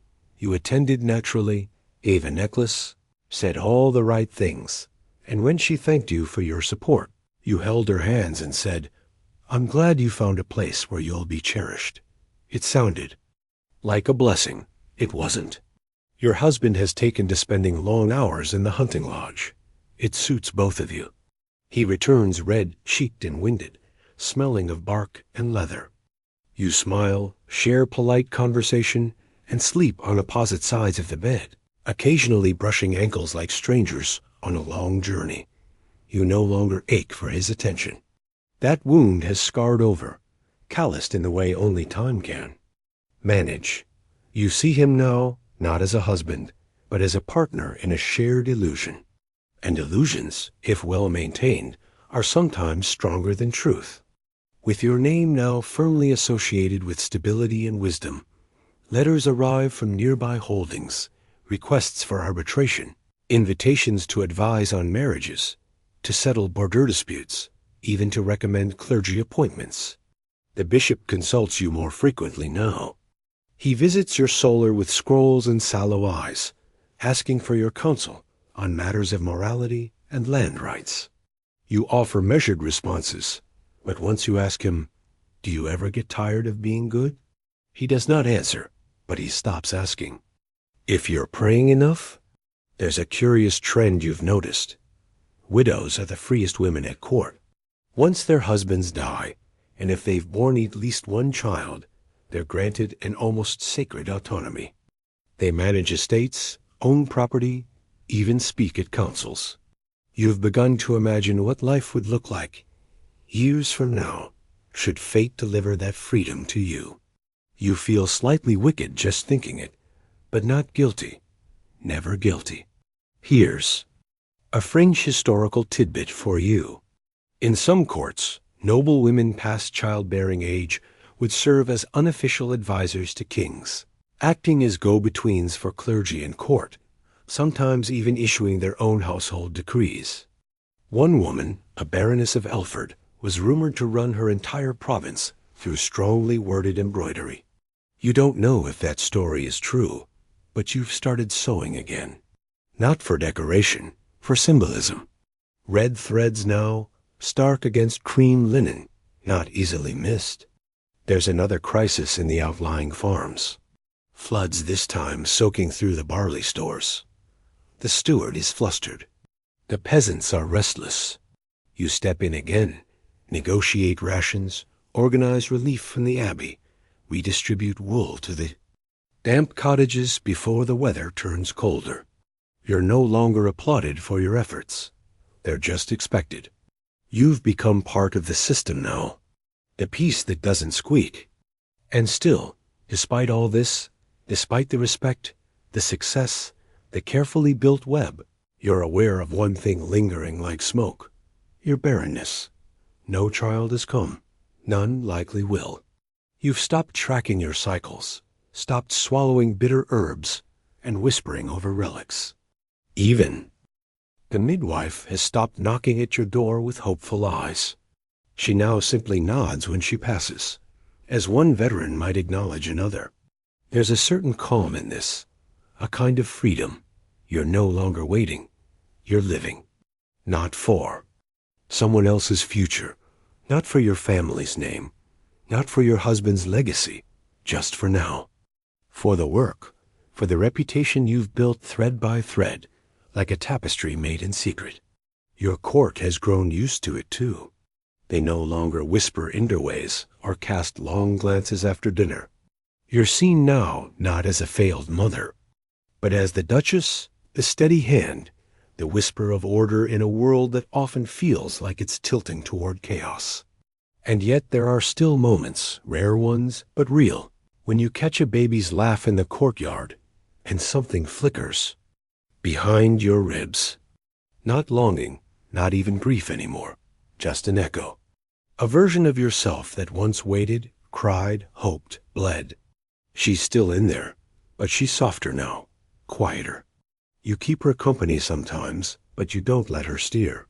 You visit the Abbey. Often these days, not to pray really, just to walk. To talk with the Apis, who's nearly blind, but sharp as flint. She says once, "You should have been born a man. You'd have been king twice over." You reply, "I was born a woman. I've ruled 3 times as well."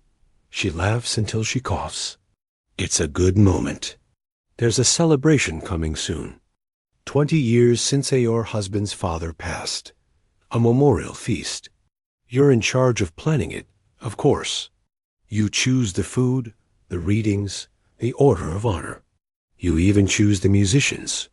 You hire a lute player known for singing haunting ballads about queens who vanished into the forest and returned with fire in their mouths. No one catches the reference, but you. That's enough. The night before the celebration, you sit in your solar alone, watching candlelight flicker across the floor. Your journal is open, a red ribbon tucked into its spine. You dip your quill and write, "This castle is not mine, but the silence here obeys me." You smile because you know what it means to be forgotten. You also know what it means to be remembered. Not in song, perhaps, but in law, in trade, in the way the hallways echo when you pass, and the way the staff's rhythm changes when you speak. You're not loved by all. You don't need to be. You've become something rarer, respected. And respect, unlike affection, doesn't vanish when the roses die. You're 25 now, and you've learned to smile in the face of treachery. Not the kind with daggers and poisoned wine, but the slow, courteous kind that arrives wrapped in silk and bows before it cuts. The court calls them rivals, but that's too soft a word. Threats is closer. Women who want what you have, not your husband. He's hardly a prize anymore. But your place, your reach, your authority, that invisible throne you've built from silence. And competence. The first of them arrives under the guise of friendship. Lady Edwina, a noble cousin from the eastern marshes, recently widowed and seeking peace. You meet her in the great hall, wrapped in fur, her mouth a perfect pink bow of grief. She kisses your cheek and says, "You've always been an inspiration." You almost laugh, because the way she scans the room as she says, it tells you exactly what she's here for. Influence. She attends your salons, laughs at your jokes, sends you small gifts, pear preserves, hand-inked prayers, a carved rosary from her Abbey's shrine. She speaks fondly of your marriage and notes with apparent sympathy how difficult the road to motherhood must have been. You smile back and think of the phrase, "A snake with a song in its mouth." Edwina isn't alone. She's the first of several. One by one, they trickle in. Widows, second daughters, married women whose husbands are often away. They're polite, charming, beautiful in the way that threatens without effort. They claim they admire you. What they really mean is, "I want to be you, or remove you." You've become a target because you're something unusual, a powerful woman without children that makes people nervous. You're not tamed by motherhood, not consumed by a cradle. You have time, attention, and worst of all, control. You're unpredictable. You've stepped out of the mold, and the mold wants revenge. Meanwhile, your husband has grown bored, not cruel, just distant again.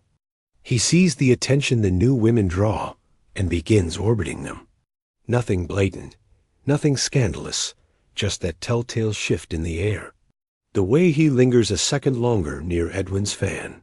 The way he praises the latest arrival's harp, playing, with the tone he once reserved for your piety. It's irritating, not heartbreaking. You've built walls so thick your feelings now echo before they reach you. But this new tension, it changes your days. You have to be watchful now, not fearful, just strategic. Everything you've built hangs in a delicate balance. And one false move, a misplaced comment, a perceived insult, a single frown could collapse your entire castle of influence. So you become sharper, softer, but sharper like a pillow filled with iron filings. You extend invitations sparingly. You test loyalties with gentle misinformation. Drop a false detail here, a fabricated grudge. There, and watch where it surfaces. You discover quickly who repeats what, who watches too closely, who curtsies with knees too tight. And through it all, the pressure remains, the unspoken question of succession. The whispers still haunt the corners. The Duchess is aging. Perhaps a new marriage is needed. The line must continue. You're still married. Yes, still Duchess. But the lack of an heir now looms not as a tragedy, but as a problem. One some would like to fix. You hear rumors that a petition has been drafted, unofficial of course, suggesting an annulment on the grounds of childlessness. Not dishonor, just divine misalignment, an act of unfortunate fate.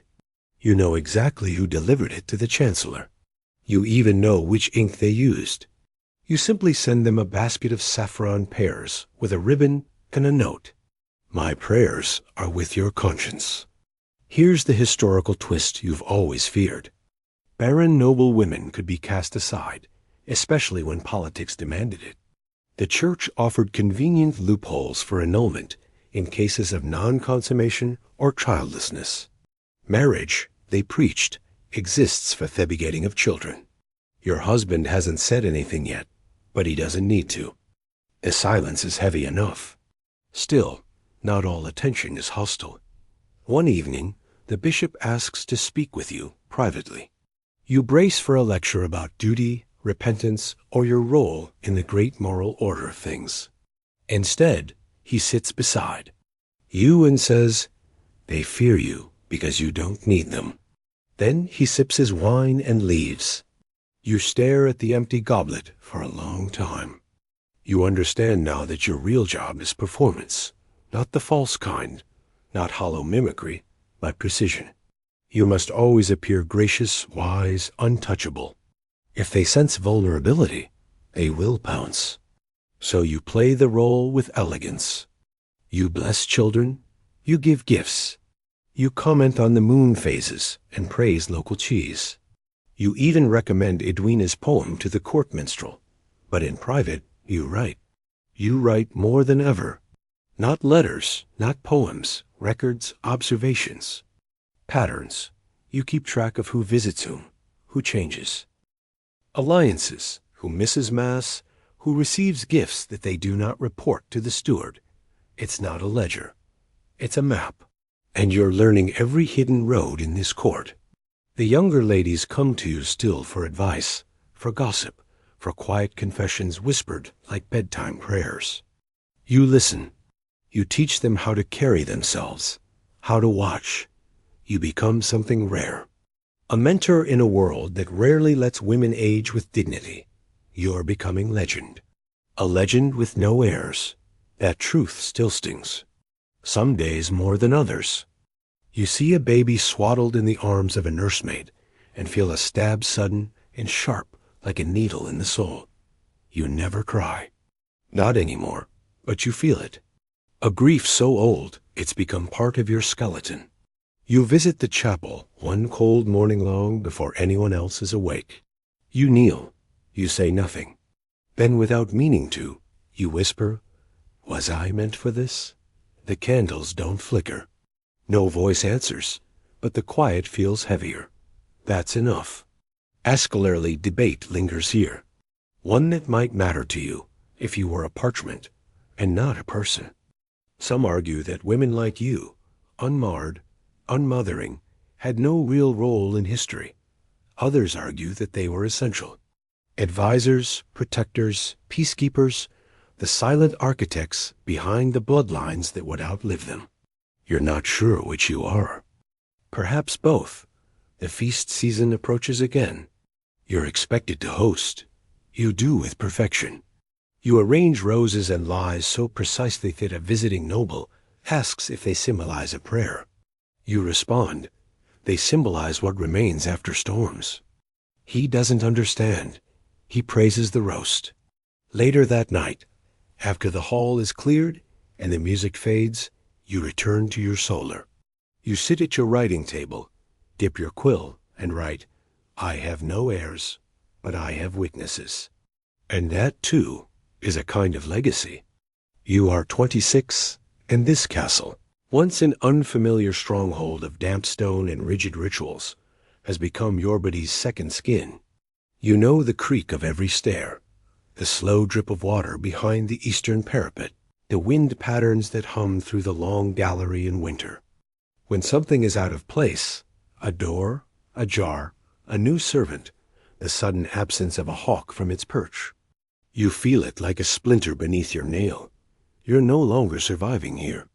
You're ruling, even if no one calls it that out loud. And the rumors, well, they've adapted too. Where once people whispered about your barrenness, now they whisper about your reach. Your name has become a form of leverage. The Duchess favors them, someone says, and a merchant's petition moves faster. The Duchess spoke kindly, and a land dispute ends peacefully. People invoke you as if you're both queen and saint. They forget you were ever just a woman standing silently behind your husband. Your influence no longer needs announcement. It walks ahead of you, trailing behind like a second cloak. Even your husband acknowledges it now, though always satirically. She keeps the court balanced, he says at feasts. Or, my wife has a fine mind for correspondence. He rarely makes decisions without asking for your thoughts, though he still pretends they were his ideas. That's fine. Let him have that illusion. It costs you nothing, and the real power remains in your hands. You've begun managing regional matters beyond the castle walls. Drought relief, grain allocation, arbitrating taxes between abbeys and millers. Clergy and merchants alike have grown accustomed to sending their concerns to you instead of the official treasurer. The treasurer doesn't mind. In fact, he's relieved. Her Grace is more organized, he says, which is noblemen speak, for she actually listens. But even with your growing autonomy, your position remains precarious because the truth hasn't changed. You are childless still, always. And that fact sits in the corner of every conversation, like a ghost with perfect posture. You've outlasted expectation, sure, but not the system that shaped them. Your power is still loaned to you. You still have to smile at women who would see you replaced and hand blessings to babies who are being groomed to inherit the world that forgot you. You attend another christening, a boy, this time born to a cousin with the moral fortitude of a goat. You wear your best gown. You carry the carved rattle. You say all the right things. And as the baby screams through the ritual, you stare at the gold basin and feel nothing. Not grief, not envy, just assolence that stretches endlessly like winter.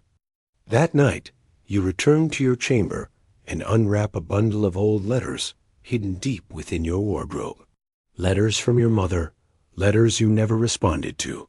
You read them again, slower this time, tracing the faded ink like it might spell something different now.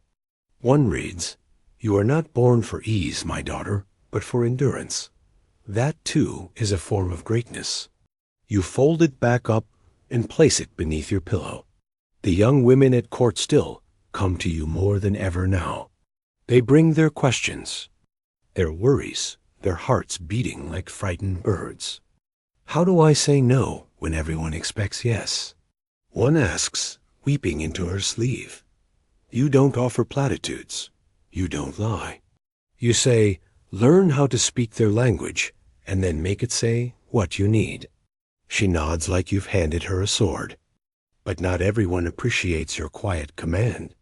Your husband's advisors, some of the older ones, relics in velvet and complaints, begin to press him with new urgency. There must be an heir, they insist. A future must be secured. You hear talk of potential wards adopted from distant bloodlines. Whispers of annulment rise again, slower this time, like steam from a cauldron no one dares stir too hard. Then, unexpectedly, your husband calls you to the West Tower, the same place where years ago you stood in bridal white and watched your world shrink into a corset. He says little at first, only that there have been discussions. They want a younger bride, he says, one with a womb unproven. He doesn't meet your eyes. You ask, do you want that? And for the first time in your memory, he hesitates. No, he finally says, but I also don't want war after I'm gone. You nod slowly, as if considering a dinner menu, not your own erasure.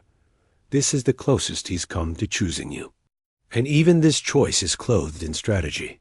You return to your solar and consider your next move. Not rage, not despair.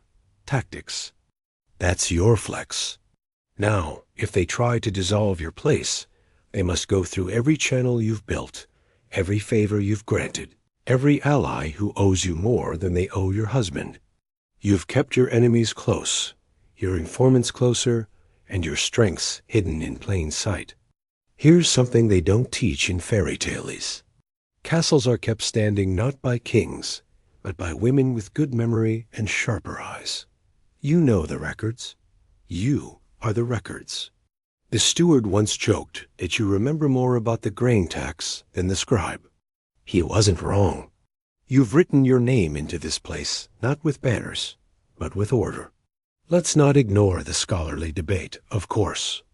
Some claim women in your position were always vulnerable to replacement, no matter their accomplishments. That men, even when impressed by a woman's mind, would trade it in for a chance at legacy. Others argue that women like you found a second life in religion, diplomacy, or regency. You've considered all three, but none suit you as well as this, the quiet war of staying exactly where you are. You don't sleep that night. You walk the corridors in your robe, your slippers soft against the flagstones. You stop beneath a window and watch the courtyard below, blanketed in fog. The world is still waiting. So are you. The next day, you begin drafting letters, not of protest, not of surrender, of reminders. You thank the bishop for his continued spiritual support. You congratulate the Merchant Guild on their recent expansion and offer to host a supper. You send a basket of preserved figs to the steward's aging mother.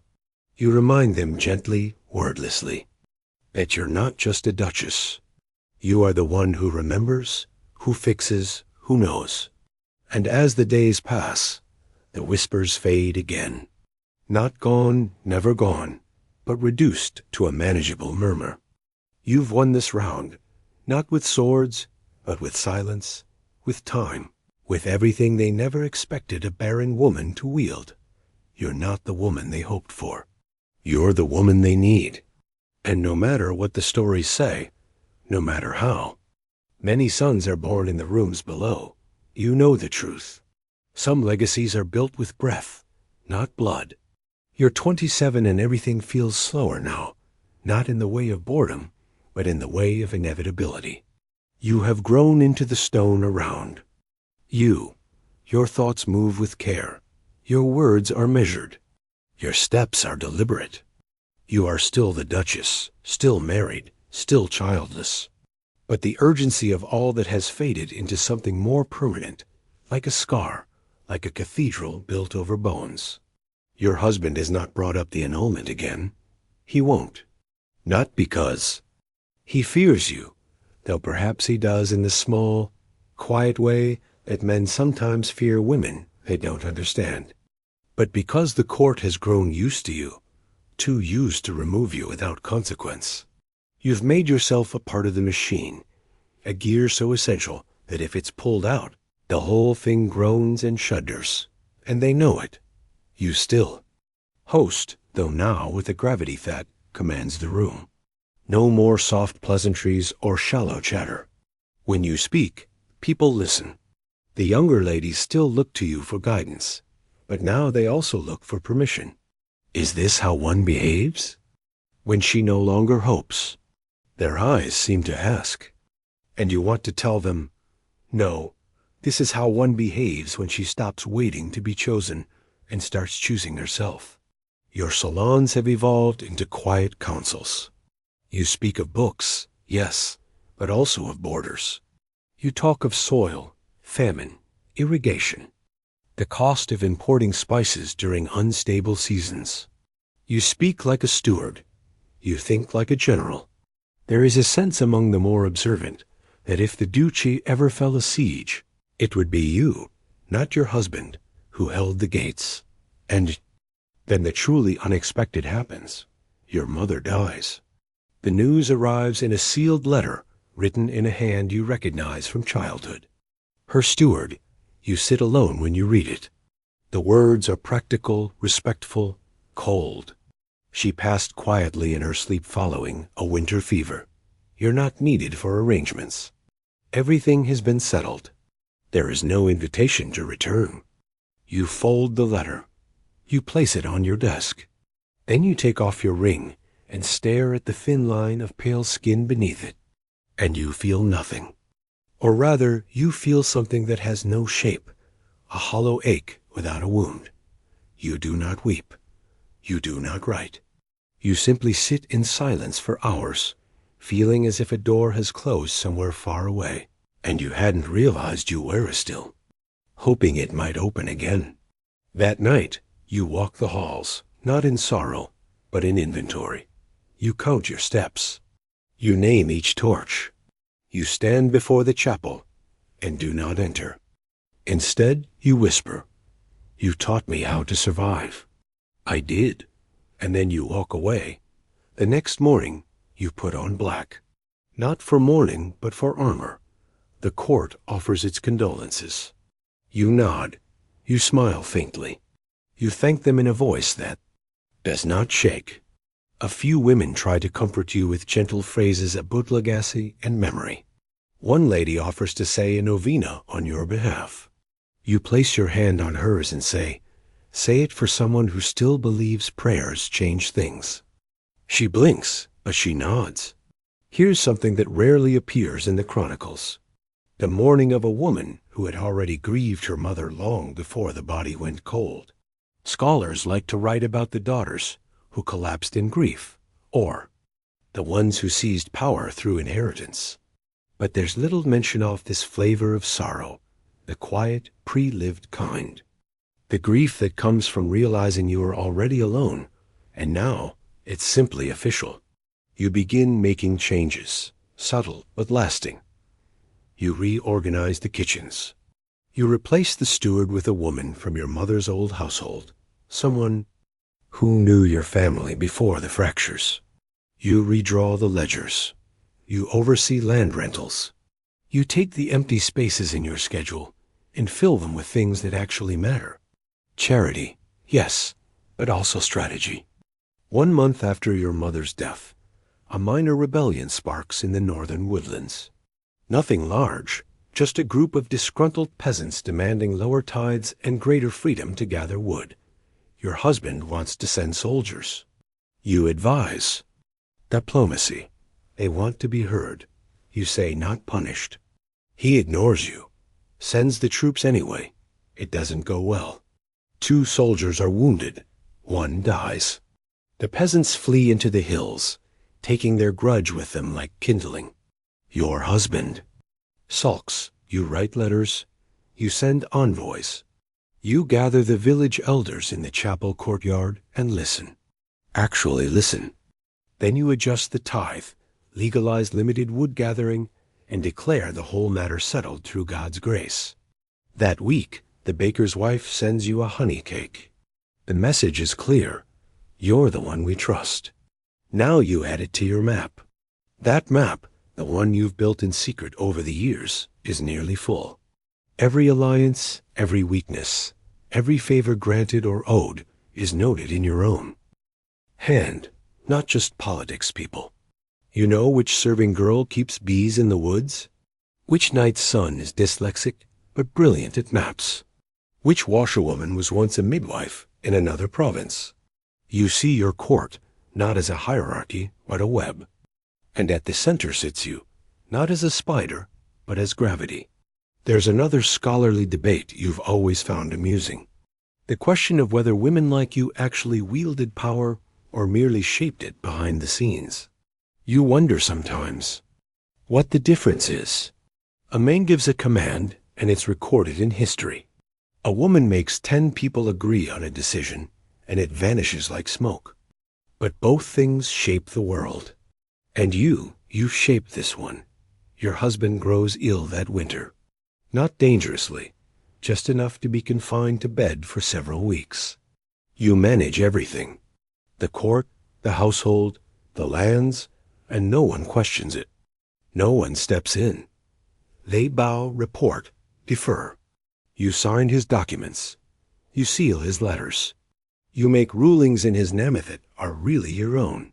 You realize as you stand at his bedside one night that even if he were to die tomorrow, you would not be lost. You would not be cast aside. You would be ready. And that terrifies them. All of them, the council, the clergy, even the other women. They've spent years waiting for you to vanish, to be replaced, to wilt under the weight of your unfulfilled role.